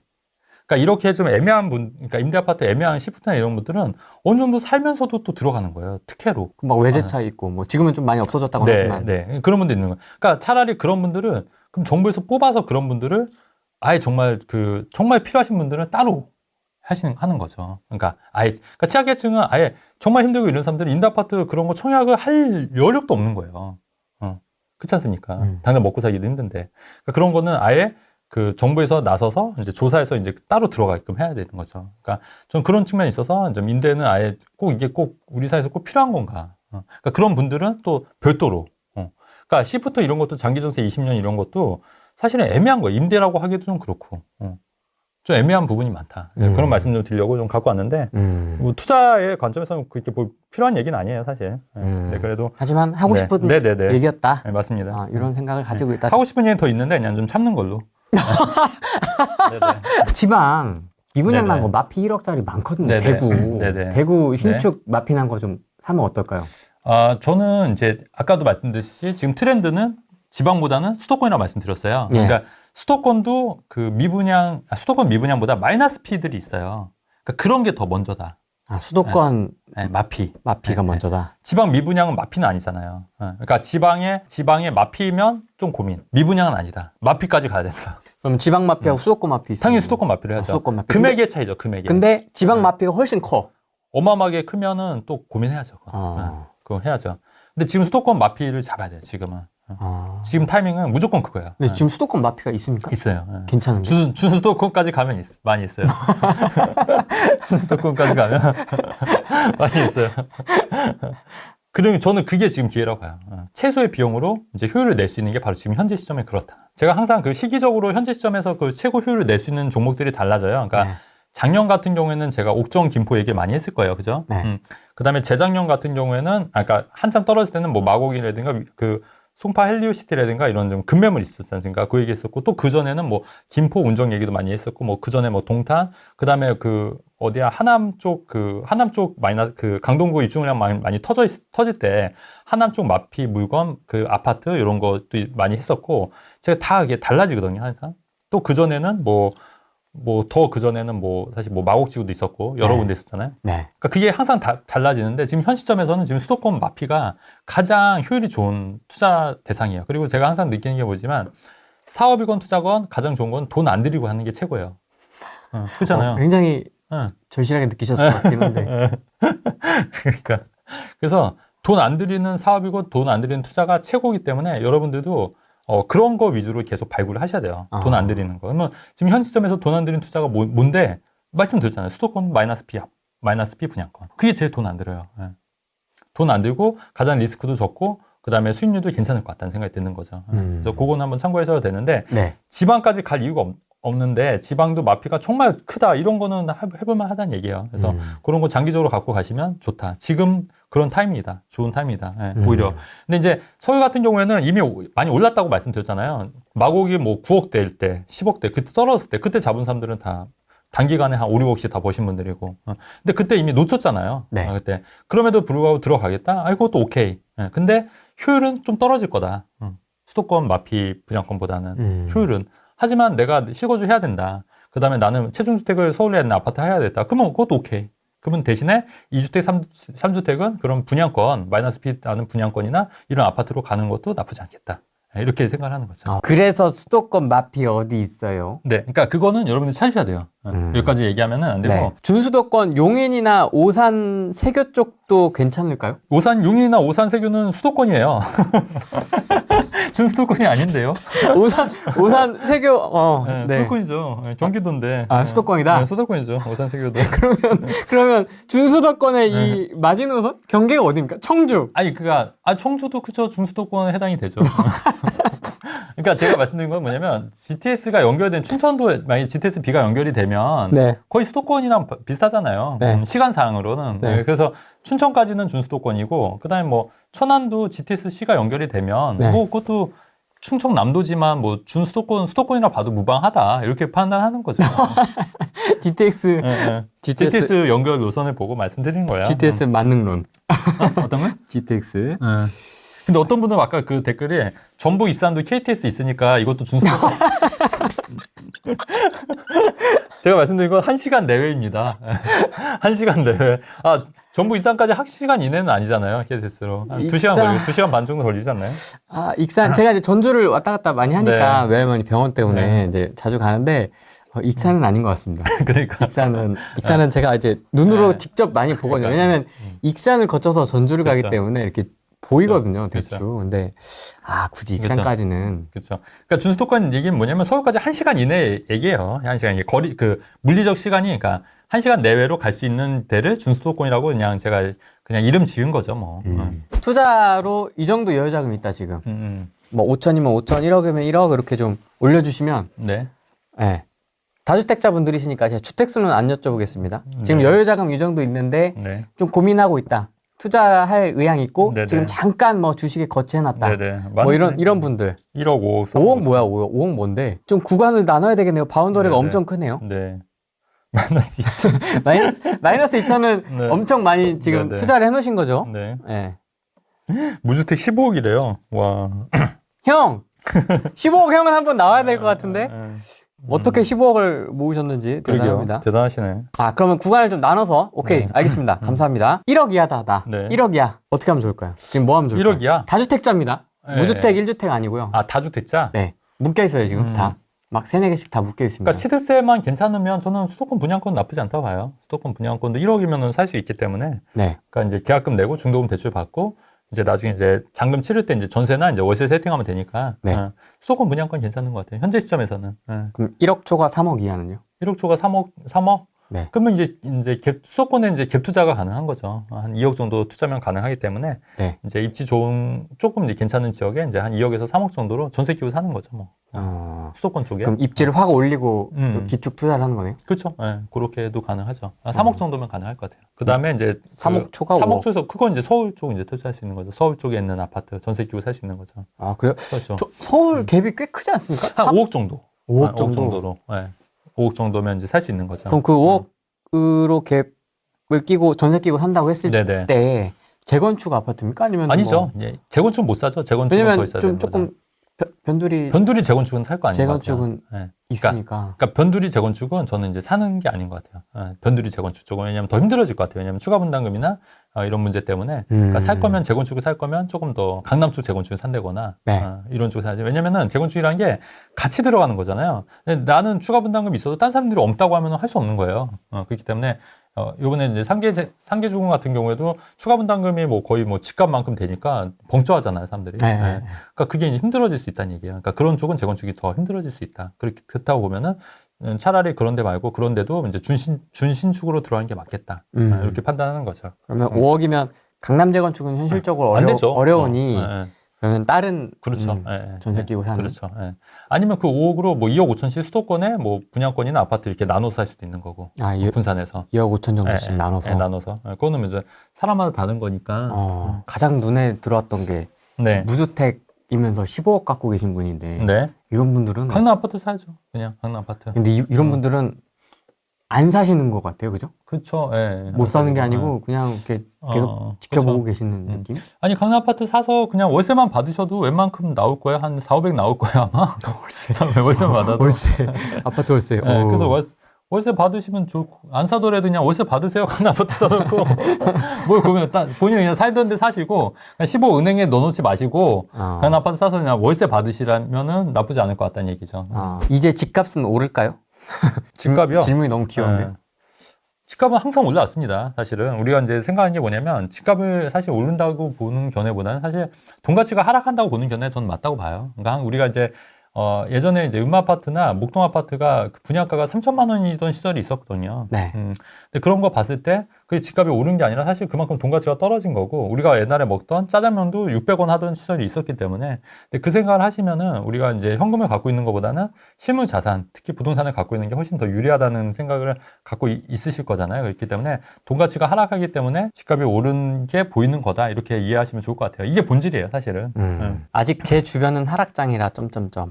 수도권 역세권의 3룸 아파텔 오피스텔 급매가 나오고 있네요. 4.6% 내고 살만할까요? 다주택자입니다. 이제 그 오피스텔도 당연히 마피 분양권 많이 나오고 있고 맞아. 엄청 많더라고요. 엄청 많죠. 진짜 뭐 사람들이 거들떠도 안 보는데 3룸 오피스텔은 좀 어떻게 보세요? 3룸은 저는 나쁘지 않다고 봐요. 아파트까지는. 근데 이제 그게 조건이 뭐냐면 계속 말씀드리면 오피스텔이 그 주택수에 빠지는 그런 여러 가지 제도도 있잖아요. 그게 이제 지금 나올 듯 말 듯 하고 있어요. 지금 나올 듯 말 듯. 근데 그게 아마 총선 끝나면 나올 수도 있다고 봐요, 저는. 그래서 근데 그게 나오면 좀 움직일 것 같아요. 제가 볼 때는. 근데 이제 그거를 미리 사놓냐 안 사놓냐는 리스크 관리 차원이에요. 근데 만약에 그거를 미리 사놨는데 그게 안 나왔어. 계속 안 나와. 그러면 리스크 관리상 이제 좀 장기적으로 이제 돈이 묶이는 거지 않습니까? 근데 만약 지금 사놨는데 그게 만약에 총선 끝나고 발표가 됐어. 그럼 그분들은 돈을 벌 수밖에 없는 거예요. 그러니까 내가 리스크를 테이크는 얼마나 하냐에 따라 달라지는 거라고 보는 거거든요. 본인이 그런 리스크를 테이킹 할 수 있다면 전 나쁘지 않다 봐요. 청량리역 억대 마피 오피스텔 분양권 쌓여 있는데 원룸 네. 1.5억 오피는 어떨까요? 공급 부족해서 월세는 오르던데. 그래서 이제 네네. 기사가 그것도 되게 많았어요. 네. 오피스텔 월세가 엄청 올라가고 있다 하면서 이제 뭐 마피 난 오피 건드려 볼까 뭐 이런 기사들도 그쵸. 좀 있었던 것 같고. 그렇죠. 그러니까 지금 시점은 나쁘진 않은데 계속 말씀드린 게 그게 제도가 나오냐 안 나오냐에 따라서 좀 기다릴 수도 있고 장기화 될 수도 있다는 건데 저도 오피스텔 5채 있다 말씀드렸고 월세 받고 있다 말씀드렸잖아요. 근데 월세 계속 올라요. 저는 너무 좋아요. 그래서 월세 올라서 그리고 저는 팔 생각이 없어요. 왜냐면 월세를 받아야 되니까. 그다음에 저도 이제 계속해서 뭐 일을 할 수 있는 건 아니니까 그 월세를 받아야 되지 않습니까? 그래서 팔 생각이 없기 때문에 물론 이제 개 중에 이제 수익이 많이 나는 거 같은 경우는 팔 생각이 좀 있지만 나머지는 그냥 뭐 수익이 별로 안 났기 때문에 안 팔 거거든요. 전 수익이 안 나면 안 파는 생각이기 때문에 그냥 갖고 있을 거예요. 그냥 그런 생각으로 갖고 계신다고 하면은 지금 사도 나쁘지 않다는 거죠. 그냥 월세 받을 거면. 과거와 비교해봤을 때 네. 이런 분위기도 있었을 것이고 이거보다 더 안 좋은 분위기도 있었을 것이고 네네. 계속 지나왔을 거 아닙니까? 그렇죠. 오르락내리락 오르락내리락 하면서 지나왔을 텐데 네네. 지금 저희는 어떻게 보내면 좋을까요? 항상 그 와중에도 이렇게 그 블루칩, 그러니까 블루 오션들이 있더라. 그러니까 항상 투자할 여력들은 분명히 있더라. 틈새 시장은 있더라. 요즘 같은 분위기에도. 그럼요. 말씀드렸잖아요. 말씀드렸어요. 지금도 있습니다, 여러분. 전 그게 계속 보이는 거예요. 야, 어디냐고요? 얘기했잖아요. 수도권에 마피 분양권 사면 된다고요, 지금. 그 정도 수준이 아니에요, 지금. 여기 지금, 눈이 지금, 야, 그래서 뭔데? 지금 이거예요, 지금. 내가 볼 때. 네. 그러니까 수도권의 마피 분양권 아파트를 잘 찾으시면 네. 괜찮을 것 같고, 말씀드렸듯이 마피 오피스텔도 장기적인 관점에서는 지금 나쁘지 않은 거예요. 그래서 왜냐하면 오피스텔도 마찬가지로 건축비나 이런 게 많이 올라가고 있기 때문에 규제 완화가 되고 오피스텔 주택수에서 제일 빠지게 되면은 반드시 오릅니다. 오피스텔도. 그렇기 때문에 그런 것도 지금 잡아놓고 장기적인 관점에서 잡아놓는 것도 나쁘지 않다는 말씀을 드리는 거예요. 왜냐면은 대신에 이제 마피라고 하더라도 인근 분양가, 인근 기축보다 훨씬 비싼데 마피면 의미가 없고요. 인근 기축에서도 봤을 때 비교했을 때도 좀 저렴하다. 이런 것들 분명히 있을 거예요. 그런 거는 마피로 잡으면 괜찮다는 얘기예요. 3주택자인데요. 네. 아예 장기로 보고 버린 몸이 되는 건 어떨까요? 좋은 생각입니다. 네. 좋은 생각이라고? 네네. 어차피 팔아서 빨리 갈아탈 게 아니면 네. 저 같으면은 더 4주택, 5주택으로 늘릴 것 같아요. 아까 말씀하신 지방의 3억 이하 아파트는 어디일까요? 그러니까 이것도 제가 준수도권이죠. 네네. 준수도권. 네, 그것도 이제 여러분들이 찾으셔서 하시면 됩니다. 그냥 공부하셔야죠, 뭐. 공부하시고, 뭐, 사색하시고, 뭐 독서하시고, 뭐, 뻔한 얘기 같은데. 어제 그 코인 네네. 인터뷰했던 그 네. 신 작가님도 네네. 그 얘기를 하시더라고요. 어떤 거요? 어떻게 그런 통찰을 얻을 수 있냐 했더니 책을 안 가리고 진짜 많이 보고 그 다음에 두 번째가 대표님하고 똑같아요. 어떤 거요? 생각을 엄청 많이 한대요. 맞아요. 예. 머릿속으로 맞아요. 계속 생각을 한대요. 맞아요. 계속 맞아요. 돌려본다고 하더라고요. 맞아요. 이렇게 되면 어떻게 될까? 저렇게 그렇죠. 되면 어떻게 될까? 예. 이건 뭘까? 저건 뭘까? 그렇죠. 계속 머릿속으로 답이 나올 때까지 파고든다고 하더라고요. 맞아요. 저도 그거 봤는데, 맞는 말이에요, 진짜로. 계속 생각해요. 제가 사색이라고 했잖아요, 사색. 계속 저도 생각해요. 항상. 뚫어지게, 그 본질에 들어가려고 계속 네. 사색하는 게 있는 게, 네. 그게 정말 중요해요. 근데 저는 독서는 많이 안 한 편이라, 네. 독서는 많이 안 합니다. 그래서 여러분들도 생각을 진짜 많이 하세요. 골똘히 생각을 많이 하세요. 그래서 생각할 때 뭐 어디 장소가 있습니까? 생각하는 장소가? 그냥 멍하니 있는 거죠. 그래서 이제 잘 못 듣는 경우도 많고, 사모님 얘기도 잘 못 듣죠. 들을 때도 있다고. 못 듣고, 또 이제 그런 경우 굉장히 많죠. 네, 신혼부부고요. 실거주할 집으로 알아보고 있는데, 네. 네, 예산은 한 13억에서 14억대이고, 현금이요? 아니요, 현금은 한 9억 정도인데 대출을 5억에서 5.5억 정도 생각하고 있고요. 예. 네, 그리고 지금 관혼 단지들이 있는데, 네. 한 3군데 정도 되는데 이 중에서 고민 중이에요. 네, 하나는 서울숲 푸르지오 2차에 네. 로얄 쪽엔 좀 한강뷰 살짝 보이는 그런 중층 매물 하나가 있고, 예. 그리고 하나는 세곡 푸르지오 34평 정도가 그 정도 가격대더라고요. 그리고 이렇게 두 가지고, 나머지 하나는 신금호 파크자이 25평, 이렇게 세 가지 보고 있거든요. 예. 네, 그래서 세 가지 중에 너무 고민이 돼가지고 실거주 측면에서는 셋 다 괜찮을 것 같은데 추후에 투자적인 부분도 어느 정도는 보고 있어서 네. 어디가 좋을지 네, 여쭤보고 싶어서 전화드렸습니다. 서울숲 푸르지오 2차는 몇 평인가요? 23평입니다. 아, 네네. 그 워낙 다 괜찮은데 많이 하셨는데 네. 그러니까 이제 그냥 저는 이제 가격이나 이런 것도 같이 비교를 하시고 뭐 층이나 향이나 이런 것도 비교를 하셔야 되는데 단순히 네. 그냥 요것만 딱 놓고 보자면 저 같으면 직관적으로 말씀드리면 그냥 서울숲 푸르지오 2차가 제일 나을 것 같기도 하거든요. 왜요? 위치상으로. 왜냐면 네, 서울숲이 네. 워낙 그 뜨는 성수동 옆에 있고 뜨는 지역이고 핫플레이스잖아요. 또 연예인들도 많이 이제 살고 그 트리마제나 이런 이제 그 주상복합 아파트도 있고 네. 그래서 이제 같이 또 압구정동도 가깝고, 예. 네, 그래서 맞습니다. 이제, 예. 그래서 요쪽이 제일 마음에 들어 하시는 거 아니세요, 지금 본인도? 네, 맞아요. 맞죠, 예. 네. 그래서 여러 가지 교통이랑 네. 앞으로 뭐 발전될 가능성 네. 봤을 때 저도 서울숲 프로지오가 제일 마음에 드는데 네. 이제 예비 남편은 좀 조용한 세곡동? 세곡동이나 네, 맞아요. 가고 싶다고 해서 네, 고민 중이었습니다. 네네. 아, 근데 네. 투자 가치나 뭐 이런 거 봤을 땐 서울숲 프루지오가 나을 것 같고요. 대신에 이제 평수가 이제 좀 작잖아요. 네. 세곡 프루지오보다는 이제, 그리고 이제 세곡동도 나쁘진 않고 이제 자연 환경이나 이런 게 좋기 때문에 아마 남편분 좋아하실 수 있는데 이제 투자 가치로 봤을 땐 서울숲 프루지오 2차가 더 괜찮을 것 같아요. 이제 대신에 이제 금액적인 거나 이런 거는 이제 좀 또 비교를 해봐야겠죠. 예. 네. 아, 네. 네네. 감사합니다, 네네. 대표님. 아, 네, 잘 선생님. 보고 있습니다. 선생님, 여쭤볼 게 있는데요. 네. 지금 채팅으로도 나오고 있는데, 네. 신혼부부이시면 연령대가 좀 어떻게 되세요? 아, 저는 이제 만으로 31하고 예. 네, 남편은 나이가 좀 있는데, 저 다 제 돈으로 사업을 해가지고. 현금 9억을 사업으로 보신 거예요? 아, 네, 제가 7억 정도 하고 남편이 2억 정도 이렇게 갖고 있습니다. 누나, 무슨 사업 하시는 무슨 사업 하세요? 디자인 쪽인데, 제가 직접 디자인한 물건 이제 판매해가지고. 쇼핑몰 하시는 거예요, 쇼핑몰. 그죠? 의류입니까? 아, 의류 쇼핑몰. 아니, 의류는 아닙니다. 쇼핑몰? 네. 네, 떼와서 파는 게 아니라 제가 직접 그러니까 직접 제작해서 쇼핑몰 하시는 거 아니세요? 아, 네, 쇼핑몰이라고도 할 수 있는데, 인플루언서 같은 그런 걸로 봐주셔야 될 것 같아요. 인플루언서? 뭘 만드세요? 아, 문구류예요. 오, 문구류. 네. 한번 후라이 TV를 나오셔야 되겠네요. 의류 쇼핑몰이었으면 제가 말도 안 꺼냈을 거예요. 근데 문구라고 해서 또 갑자기 궁금해지네요. 그래도 또 인플루언서라고 하시니까. 그러니까요. 네. 아, 의류 쪽이 아니고, 아니, 근데 인플루언서. 말하면은 뭔가 알아보신 분 없으려나? 전혀 없을 겁니다. 무서워가지고, 네. 전혀 네. 몰라서. 얼마 만에 7억을 보신 거예요? 아, 한 3년 정도 됐고요. 이게, 네, 댓글에 나왔는데, 다쿠템, 네, 저런 스티커예요, 스티커. 다쿠템이 뭐예요? 모르겠어요. 다쿠템이 뭡니까? 다이어리 꾸미는 스티커, 뭐 그런 쪽이고, 이게 중국에서 많이 돼가지고, 판매가. 네. 다이어리 꾸미는 아이템으로 7억이요? 네. 누나. 근데 요즘 이런 분들이 정말 많아서.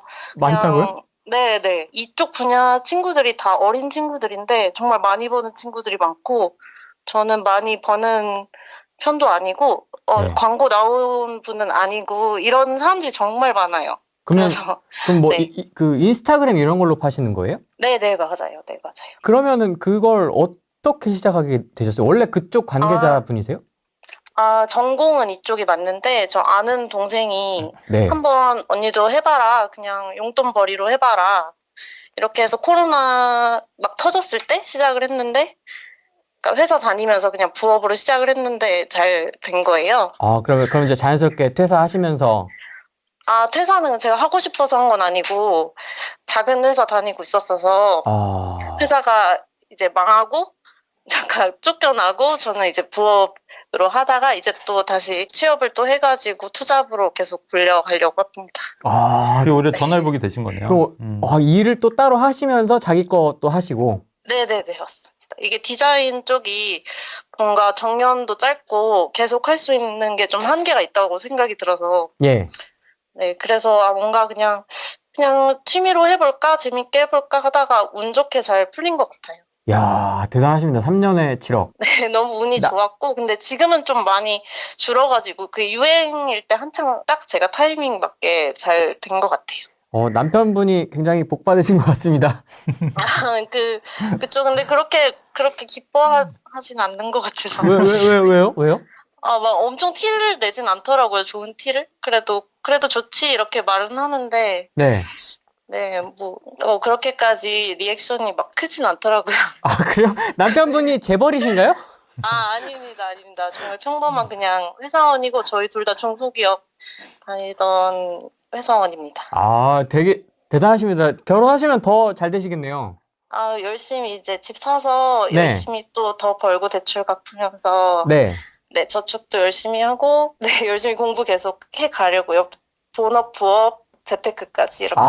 본업이 이 정도로 탄탄하시면 뭐 재테크는 자연스럽게 따라오지 않을까 싶습니다. 감사합니다. 열심히 살아보겠습니다. 네, 알겠습니다. 저한테 메일 하나만 좀 남겨주십시오.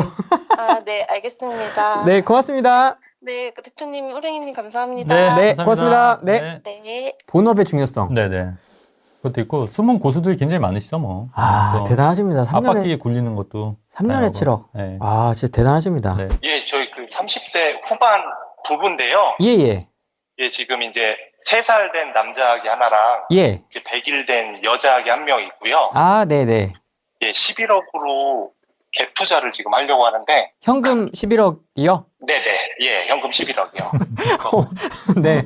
지금 보고 있는 데가 이제 대표님 계신 개포 쪽에. 네. 8단지 20평대를 보고 있거든요. 네네. 그래서 이제 거기나 아니면은 헬리오나 파크리오가 또 30평대는 예산에 들어와가지고. 예. 예, 이제 거기를 지금 저울질을 하고 있는데, 요즘 약간 또 이제 한 2달 정도 찾아봤는데, 예. 약간 또 금매는 다 거래가 되는 것 같더라고요. 그렇죠. 예. 네, 그래서 지금 고민을 하고 있는데, 예. 오늘도 지금 역삼동 쪽에 집 보러 왔거든요. 역삼동이요? 예. 30평, 예, 그래서 한 11억 정도 이제 갭으로 할 수 있는 데는 다 찾아보고 있는데, 예. 예, 대표님 의견이 조금 궁금해가지고 한번, 이게 근데 전화가 연결될지 몰랐는데, 떨리네요. 예. 네, 장기로 보시면 개포 8단지도 괜찮지 않을까요? 재건축 단지. 좀 진짜 장기로 보시면은. 지금 신축 디작에. 거기 말씀하신구나. 개포 네네네, 7단지 말고, 7단지 말고 8단지. 네네네. 예, 8단지. 그래서 완전 새 거로 들어가려고. 그것도 괜찮고. 아니, 뭐 다 좋으세요. 헬리오시스도 괜찮고, 뭐, 커플이죠. 네. 예, 그냥 이거는 뭐, 큰 차이는 없을 것 같은데. 네. 글쎄, 8단지도 저는, 워낙 개포동이 사실은 좀 약간 강남 쪽에서는 저평가돼 있다고 판단하는 편이에요, 저는. 그래요? 네, 왜냐면은 이제 여기가 아무래도 이제 신축 단지들이 요번에 1단지도 들어왔고, 신축 단지들로 지금 다 바뀌고 있잖아요.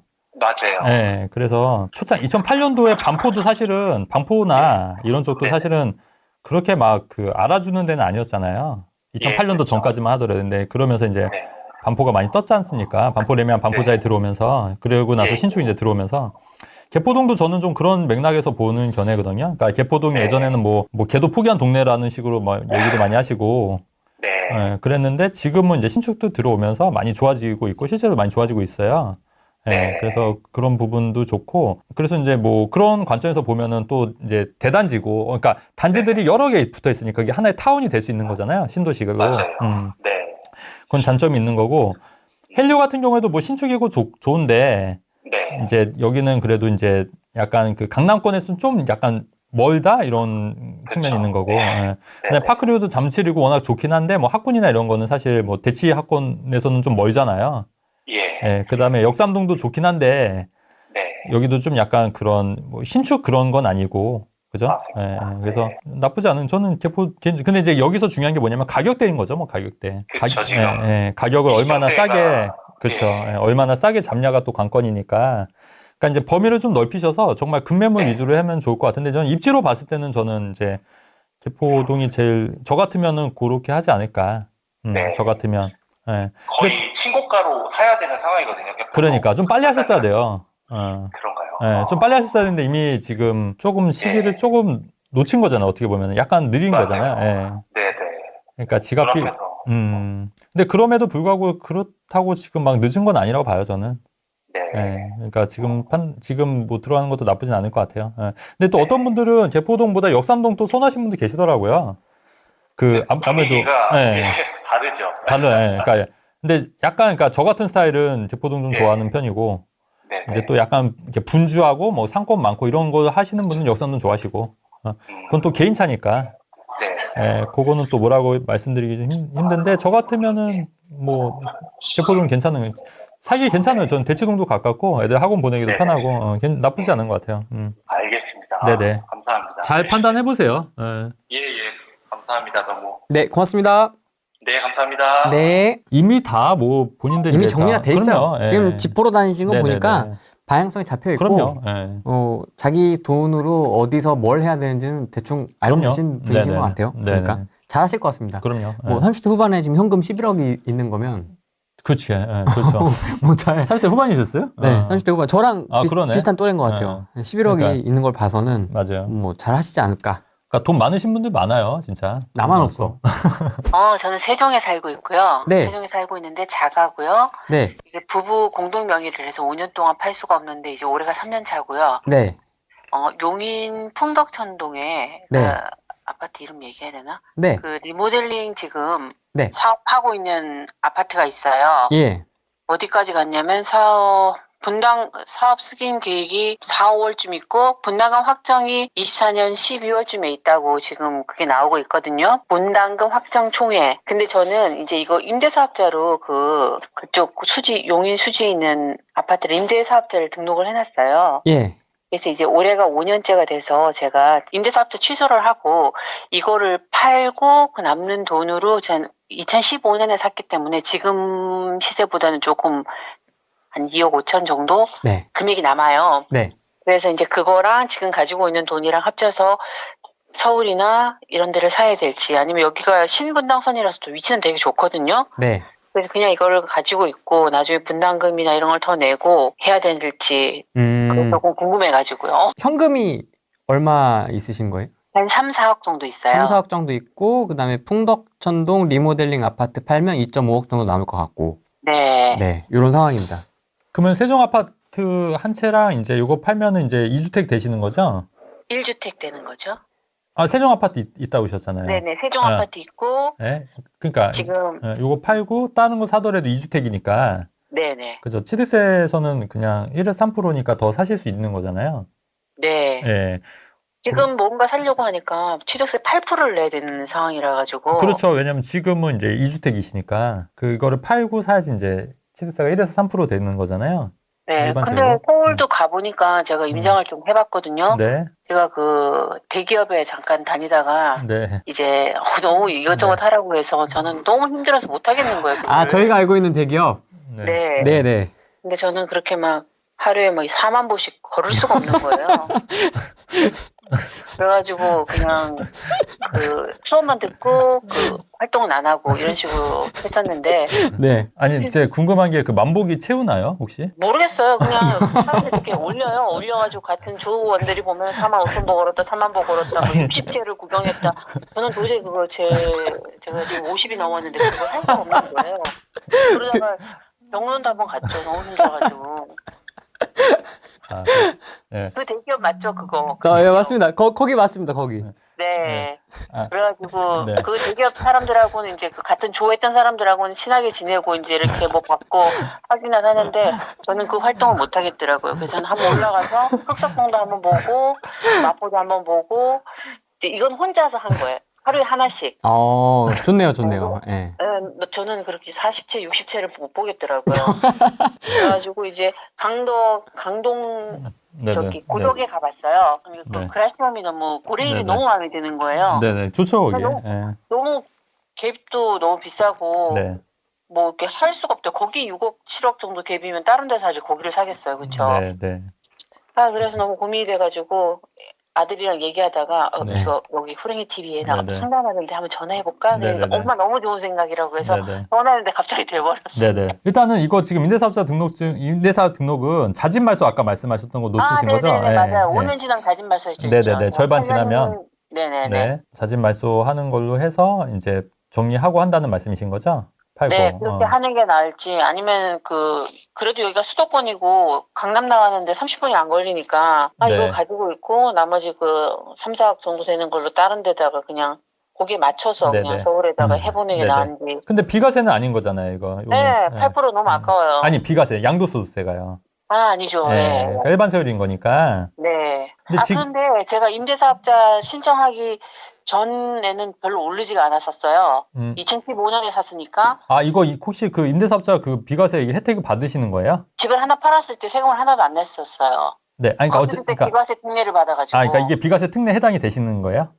특례 해당해서 써먹었어요. 그러니까 제 말은 이거 혹시 그 팔면 양도소득세 얼마인지 혹시 그 세무사 상담 받아보셨어요? 아니요, 안 받아봤죠. 그래도 한번 받아보시고 그 2억 5천 정도 차익이면은 제가 볼 때 한 3, 4천 정도 나올 것 같긴 하거든요. 네. 그러니까 그거 혹시 나와서 네. 이제 그거를 감당하실 수 있으면 팔고 저는 서울 쪽 가는 건 전 나쁘지 않다고 봐요.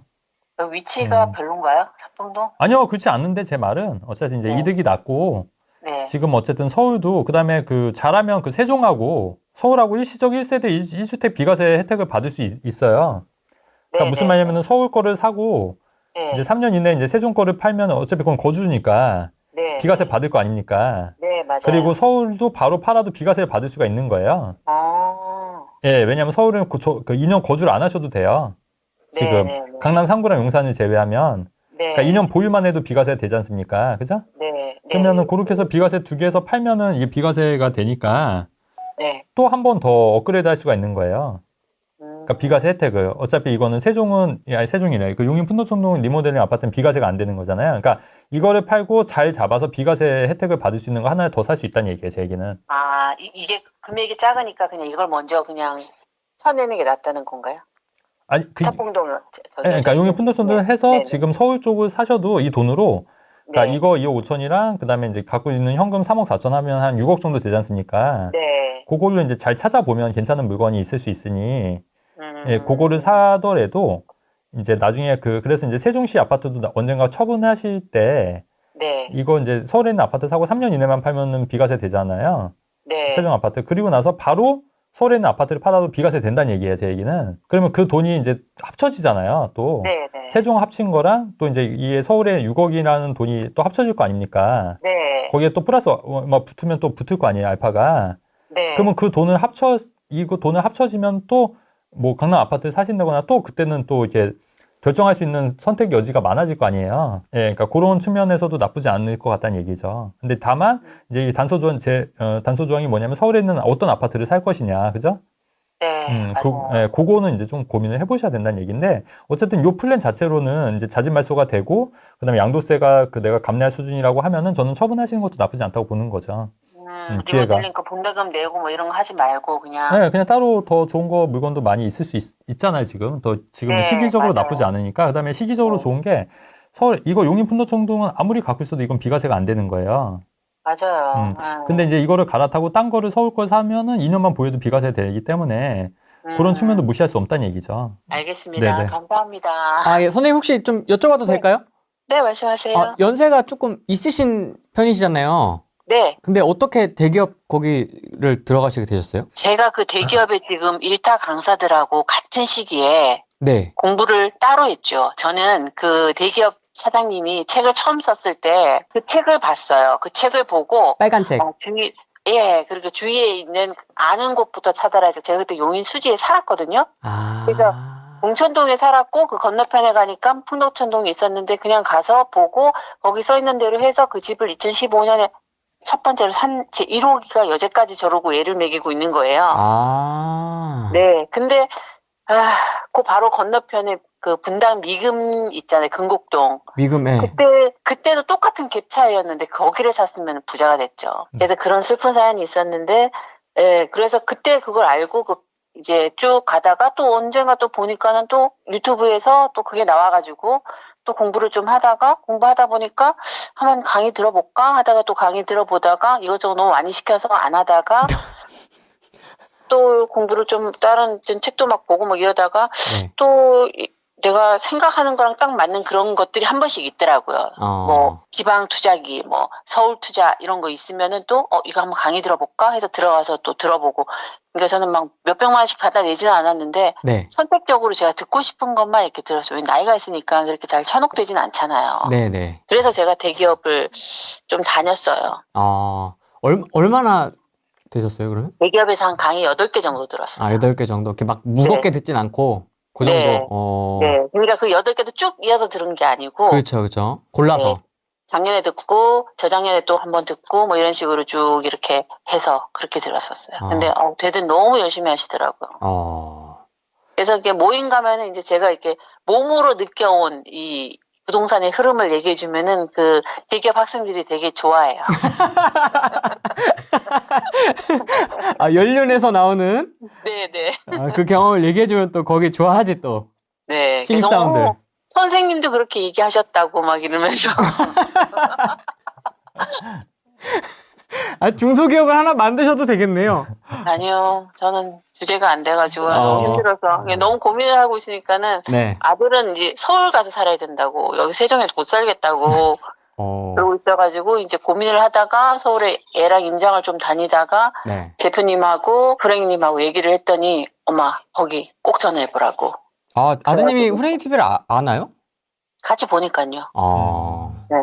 네. 애는 이제 대학교 졸업하고 이제 취업을 했거든요. 네. 그래서 이제는 제가 아까 좀 전에 전화하신 분하고 똑같은 거예요. 저는 애가 하나밖에 없는데, 네. 네 이름으로 내가 집을 사줄까, 어떻게 할까. 저는 이제 일단은 그 임대사업 집하고 지금 이 집이 있으니까, 네. 그래서 이제 고민을 하다가 네. 좀 전에 아까 노후 준비를 하시는 게 낫다. 노후는 준비가 돼 있어요. 연금도 있고 뭐 이렇게 있는데, 네, 그래서 애기한테 집을 하나 어떻게 해줄까. 그래서 저 가양동 가서 그 조그마한 아파트들, 가양 뭐 3단지 이런 데도 봤거든요. 도시개발 아파트 말씀하신 거죠? 도시개발 아파트. 가양동 도시개발 아파트 3단지. 너무 조그매가지고 맞아요. 가양역에서나 가까운데 너무 맞아요. 조그맣고 오래돼가지고 또 그거 나중에 리모델링 한다 그러면은 또 그거 분담금 들어가고 할 거 아니에요. 맞습니다. 아유, 그래가지고 좀 너무너무 고민이 되는 거예요. 네. 그래서 제가 대표님을 한번 만나러 갈까 하다가 뭔가 구체적인 게 없으니까 만나러 가지를 못하겠는 거예요. 네. 그렇죠. 플랜이 좀 나와 있어야 뭘 하지. 네. 그래서 이제 오늘 말씀하신 것처럼 이제 양도소득세나 뭐 이런 거 한번 계산해보고 어떻게 됐는지 한번 해보고 결정되면 한번 찾아뵐게요. 네네, 알겠습니다. 네. 네, 감사합니다. 고맙습니다. 재밌으신 분이신 것 같아요. 재밌네요. 네. 역시 연륜이 있는 분들이 확실히 좀 저기 한 것 같습니다. 네, 반갑습니다. 저는 지금 저희 남편이 이제 퇴직을 5년 정도 앞두고 있고, 저희 큰아이가 이제 취업한 지 이제 몇 달 안 됐는데, 한 6억 정도의 자금이 있어서 이 자금을, 지금은 이제 취업한 아들한테 이렇게 증여하고 뭐 좀 빌려주는 걸로 해서 명의를 좀 분산해서, 저 아들 쪽으로 한 뭐 3억 정도 해서 이제 수원 쪽에 있는 아파트를 하나 살까, 아니면은 그냥 걔한테 그런 거 해주지 말고 그냥 저희가 이제 퇴직 전에 마지막 대출을 받을 수 있는 기회니 저희가 그냥 따로 뭐 이렇게 다른 투자를 좀 하는 게 옳은지, 장기적으로 봤을 때는 이제 퇴직을 앞두고 있으니까 좀 신중한 거예요, 이런 것들이. 그래서 어떻게 하면 좋은지 저도 좀 대표님 의견이 좀 궁금해서 전화드렸어요. 네, 제가 얼마 전에 좀 충격을 받은 일이 있었는데, 이제 저희 강남에 이제 저희 커뮤니티 이제 북카페가 있어요. 근데 이제 할머니들이 막 얘기를 하시는데, 뭐 아들한테 20억을 줬는데 불만이라는 거예요. 20억을 줬는데요? 네, 그러니까 며느리가 불만이에요. 왜냐면 다른 데 30억 그러니까 30억을 받았는데 상대적으로 덜 받았다. 저도 옆에서 우연찮게 그런 얘기 들었거든요. 그래서 그런 얘기를 저도 옆에서 간접 들어보니까 좀 그렇더라고요. 근데 그럴 수도 있을 것 같아요. 왜냐면 저 옆집은 20억 받았는데 왜 나는 10억밖에 안 줘? 그 컴플레인 한 거죠, 부모님한테. 근데 아시다시피 그게 꼭 그렇게 해주는 게 능사냐. 그거는 좀 고민을 해보는 거 맞을 것 같고. 근데 다만 이제 아들이고 지금 자녀가 30세가 넘어가시는 거예요? 아니요. 지금 24살이요. 24살이면은 증여세가 5천 초과는 나오고, 지금 저기가 있으세요? 소득이 있어요? 아드님이? 취업을 해서. 그럼 세대분리 요건은 되는 거네요? 네, 세대분리는 해놨어요. 세대분리는 해놨고. 네, 그럼 이제 3억 만약에 하신다고 하면은 증여세를 내셔야 될 거예요. 네, 그래서 1억 5천을 증여로 해주고 1억 5천을 빌리는 걸로 이렇게 해서 이자를 이렇게 받을 생각이거든요. 네네. 근데 5천까지는 어차피 증여세 안 나오니까. 예, 맞아요. 아마 그거는 그렇게 해서 이제 하시면 될 것 같은데, 근데 꼭 증여세 내가면서 굳이 그렇게 할 필요 없고, 원래 30살이 넘어가면, 이제 아드님이 이제 결혼하거나 30살 넘어가면 사실 요새 결혼할 때 왜 증여 공제 더 해준다는 발표 났잖아요. 예. 차라리 그때 이용해서 하시는 것도 괜찮을 것 같고 지금 굳이 증여세 내가면 사실 필요는 없을 것 같다는 생각이 들고 오히려 지금은 네, 왜냐면 이제 결혼할 때나 이제 자녀가 30살이 넘어갈 때 그때 이제 증여세 공제가 좀 커져요. 네. 그래서 이제 그때 오히려 하시는 것도 괜찮을 것 같고 그다음에 지금은 이제 우선순위를 따졌을 때 저는 먼저 노후 대비가 먼저인 것 같아요. 노후 대비하고 나서 이제 여력이 있을 때 왜냐면 또 자녀한테 덜컥 증여하고 했다가 또 나중에 본인 노후를 또 자녀한테 의지하면 안 되잖아요. 그렇죠. 오히려 그게 더 자녀한테도 안 좋은 거예요. 그러니까 오히려 본인 노후는 본인이 알아서 하는 게 맞을 것 같고 그다음에 이제 자녀 증여 문제는 그 우선순위를 따지자면 굳이 그러니까 먼저 이제 본인 노후를 확실하게 해놓고 그 다음에 이제 자녀 증여 플랜이라든가 이런 것도 해보시는 것도 괜찮을 것 같다는 생각이 드는데 그리고 이제 증여를 했다고 하더라도 그 아드님이 그거를 이렇게 그릇이 안 되면 그거를 관리를 못하거나 그게 그 돈이 없어질 수도 있어. 물론 아파트를 계속 보유하면 모르겠지만 또 이제 어느 정도 이제 내가 그거 팔아서 사업하겠다고 뭐 이럴 수도 있는 거잖아요. 저는 이제 제가 아들이 셋이에요. 그래서 지금 이제 대학교 2학년이 있고 이제 중학생이 있으니까 장기적으로 보면 얘가 이거를 보유하고 뭐 저택가 상승이라든지 이렇게 조금 더 길게 보면서 이제 둘째도 하나 이렇게 같이 또 돈 합해서 하나 하고 이제 이런 계획을 이제 세웠는데 그냥 대출 받을 수 있을 때 제 노후 대비가 먼저 그럼요. 그렇게 먼저 하시고 그다음에 증여세도 제가 보면 그것도 생돈이잖아요. 생돈. 그렇죠. 증여세 자체는 증여세 최대한 안 내는 방법으로 하셔야죠. 예, 굳이. 알겠습니다. 네네. 예, 대표님 감사합니다. 네, 고맙습니다. 감사합니다. 네. 어려운데. 진짜 어렵다. 3명이나 되면 또 똑같이. 근데 그거 증여하면은 또 누구는 주고 누구는 안 주고 또 싸워요. 전 3명이면. 큰형, 왜 형은 주고. 형 2억 줬으면 나도 2억 줘야지. 똑같아요. 그거 안 주면 진짜 싸우는, 의상하고. 의상해. 그래서 갑자기 그거는 아닌 것 같아. 내가 볼 때는. 최대한 늦춰서 이제 본인들 이제 노후 대비하는 게 맞는 것 같다는 생각이 드네요. 그걸 안 여쭤봤네요. 뭐 연금이라든지 월세 세팅이라든지 이런 걸 안 여쭤봤네요. 근데 현금 아까 5, 6억 있다고 말씀하셨지만 방송 보고 계시니까 5, 6억 있다고 하시면 뭐 분양상가 이런 거 사시지 마시고요. 괜히 사셨다가 괜히 공실 나고 이러면 골치 아프니까. 우리 TV 시청자인데. 네, 설마. 기본적인 건 패스하죠. 네. 이렇게 하고 그냥 진짜 깔끔하게 아파트 사서 월세 사도 월세 임대 수익은 좀 적어도 매매 차익 그리고 나서 나중에 그거를 뭐 팔아서 자녀들한테 뭐 주셔도 되는 거니까 아파트 다주택으로 가시든 아니면 저처럼 오피스텔 사는 것도 괜찮을 것 같아요. 오피스텔 사서 여러 채 사서 월세 받는 것도 좀 나쁘지 않다고 보기 때문에 그것도 한번 고민해 보셔라 말씀드리고 싶네요. 그 자금은 한 5억 정도 있는데 광명의 그 분양권을 한 8억짜리 30평대 그거를 매수를 할지 아니면 서울에 이제 홍제동이나 이쪽으로 좀 구축으로 30평대가 지금 뭐 금매로 나오는 것들도 한 8억 정도 초반이더라고요. 그래서 그거 둘 중에서 좀 어떤 게 나을지 고민이 돼가지고 실거주를 저는 할 생각이거든요.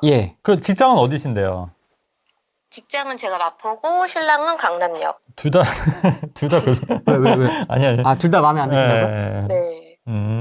그렇죠. 그래서 저도 좀 고민이 되는데 일단 그 서울 좀 중랑구 쪽에 한 38평 후반으로 이제 1주택은 있어요. 1주택 있으시고 아니면 그거 팔아서 좀 보태서 하시면 낫잖아요. 근데 지금 뭐 이렇게 팔려면 또 가격을 많이 제가 한 깎아야 9억 8천 정도 내놨는데 한 5천 정도 더 깎아야 되긴 하더라고요. 전세로는 한 6억 정도 들어가 있고. 그래서 제가 현금은 이제 지금은 전세로 지금 하고 있어서 올해 12월에 이제 전세를 빼면 한 5억 정도가 현금이 생기는 거거든요. 그래서 그거를 합치는 게 나을까요, 그러면? 그쵸. 합쳐서 조금, 왜냐면 이제 지금 말씀하신 두 군데가 제가 막 이렇게 썩 좋아하는 데는 아니어서 선호하는 적은 아니어가지고. 네네네. 아니, 나쁘진 않은데, 뭐, 둘 중에 뭐 하나 고르면 저는 광명 분양권이 나을 것 같긴 한데. 근데 더 넓게 보면 선택지가 좀 많이 있으실 것 같아서. 저는 자금이. 그래서 일단 뭐 이렇게 모아서 좀 중심지 마포 쪽으로 1주택을 할지. 그게 나으실 것 같은데. 그래요? 좀 더 모아서 어차피 고민이긴 했는데 중랑구에 있는 집을 처분하시고 왜냐하면 애매하게 2주택도 애매한 거예요 사실은. 그래서 애당초 그냥 아예 정리하고 그냥 조금 더 상급지로 가시는 것도 저는 나쁘지 않다고 봐요. 그래서 지금 요거는 조금 애매해서 아니면 요거랑 뭐 처분해서 한꺼번에 옮기시는 게 나을 것 같아요. 지금 현 시점에서는 지금 일시적 1세대 2주택 가는 것보다 지금 팔릴 수 있을 때 팔고 그냥 바로 그냥 현금 있으니까 더 좋은 데 가시는 것도 괜찮다고 봐요. 알겠습니다. 네네. 네, 답변 좀 되셨나 모르겠는데. 아, 네네네. 일단 그 두 가지가 가장 고민이었는데, 일단 뭐 분양권을 하냐, 그것보다는 1주택 포지션으로 그냥 아예 상급지로 갈아탈지, 네네. 아니면 그냥 2주택을 조금 할지가 고민이었는데. 네. 지금은 정리하고 바로 1주택으로 가야 되는 게 더 나으실 것 같긴 해요. 네. 네네. 알겠습니다. 네네. 감사합니다. 네, 고맙습니다. 그래도 뭐 바로 말씀하면은 뭐 바로바로 알아들으셔서 이게 확실히 이제 마음에 안 드시는군요. 광명도 그냥 썼어. 네, 홍제동도 홍제동도 썼어. 네. 그러니까 왜냐면 근데 이분이 대안이 없는 게 아니라 기존에 이제 아파트가 있잖아요. 기존에. 근데 그거를 이제 팔면 좀 돈 더 보태면은 여기서 좀만 더 보태면 더 좋은 데 갈 수 있는데. 네. 그게 좀 아쉬워서 말씀드렸던 거죠. 뭐. 지금은 누군가는 사만보 중이시겠군요. 사만보씩 걸으면 부동산 투자 잘할 수 있습니까? 절대 안 됩니다. 절대 안 됩니다. 괜히 무릎만 나옵니다. 사만보 얘기만 들어도 무릎이 아플 것 같은데. 근데 그렇게 따지면 저는 400만 보를 걸어야 되는 거예요. 그렇게 따지면 아니잖아요. 저 아예 걷질 않습니다. 잘 안 걸으니까 의미 없다. 의미 없어요. 그러니까 빠른 길로 가실 수 있는 것도 있다. 임장 보고서를 막 몇백 장씩 쓰고 의미 없습니다. 이렇게 해야 뭔가 좀 한 것 같고 뭔가 공부한 것 같고 하루를 뿌듯하게 보낸 것 같고 약간 이렇게 느끼시는 분들도 있는 것 같아서. 그거는 이제 본인들 이제 자기 만족과 이제 그쪽의 경영 방침이 그런 거죠. 경영 방침, CEO의 경영 방침. 그러니까 그 경영 방침을 굳이 내가 따를 필요는 없다. 그렇지 않습니까? 그게 그 일반 본인들이 회사원들도 아니고 본인 투자자로 나선 사람들이잖아요. 누구의 간섭을 받지 않으려고 투자자 나선 사람인데 왜 회사의 그런 방침에 따라야 됩니까? 본인들은. 복무신조, 복무신조.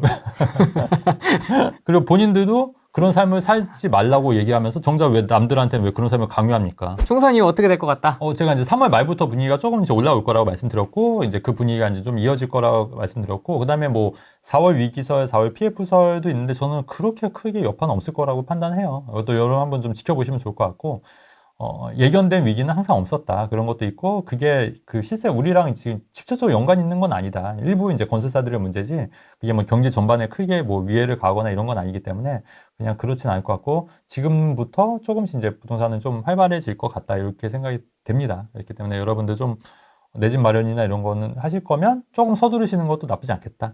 이 정도까지 말씀드리고 싶네요. 그리고 투자의 관점에서는 지금은 준수도권 을 면밀히 살펴볼 때다. 네네네. 수도권, 준수도권 괜찮다.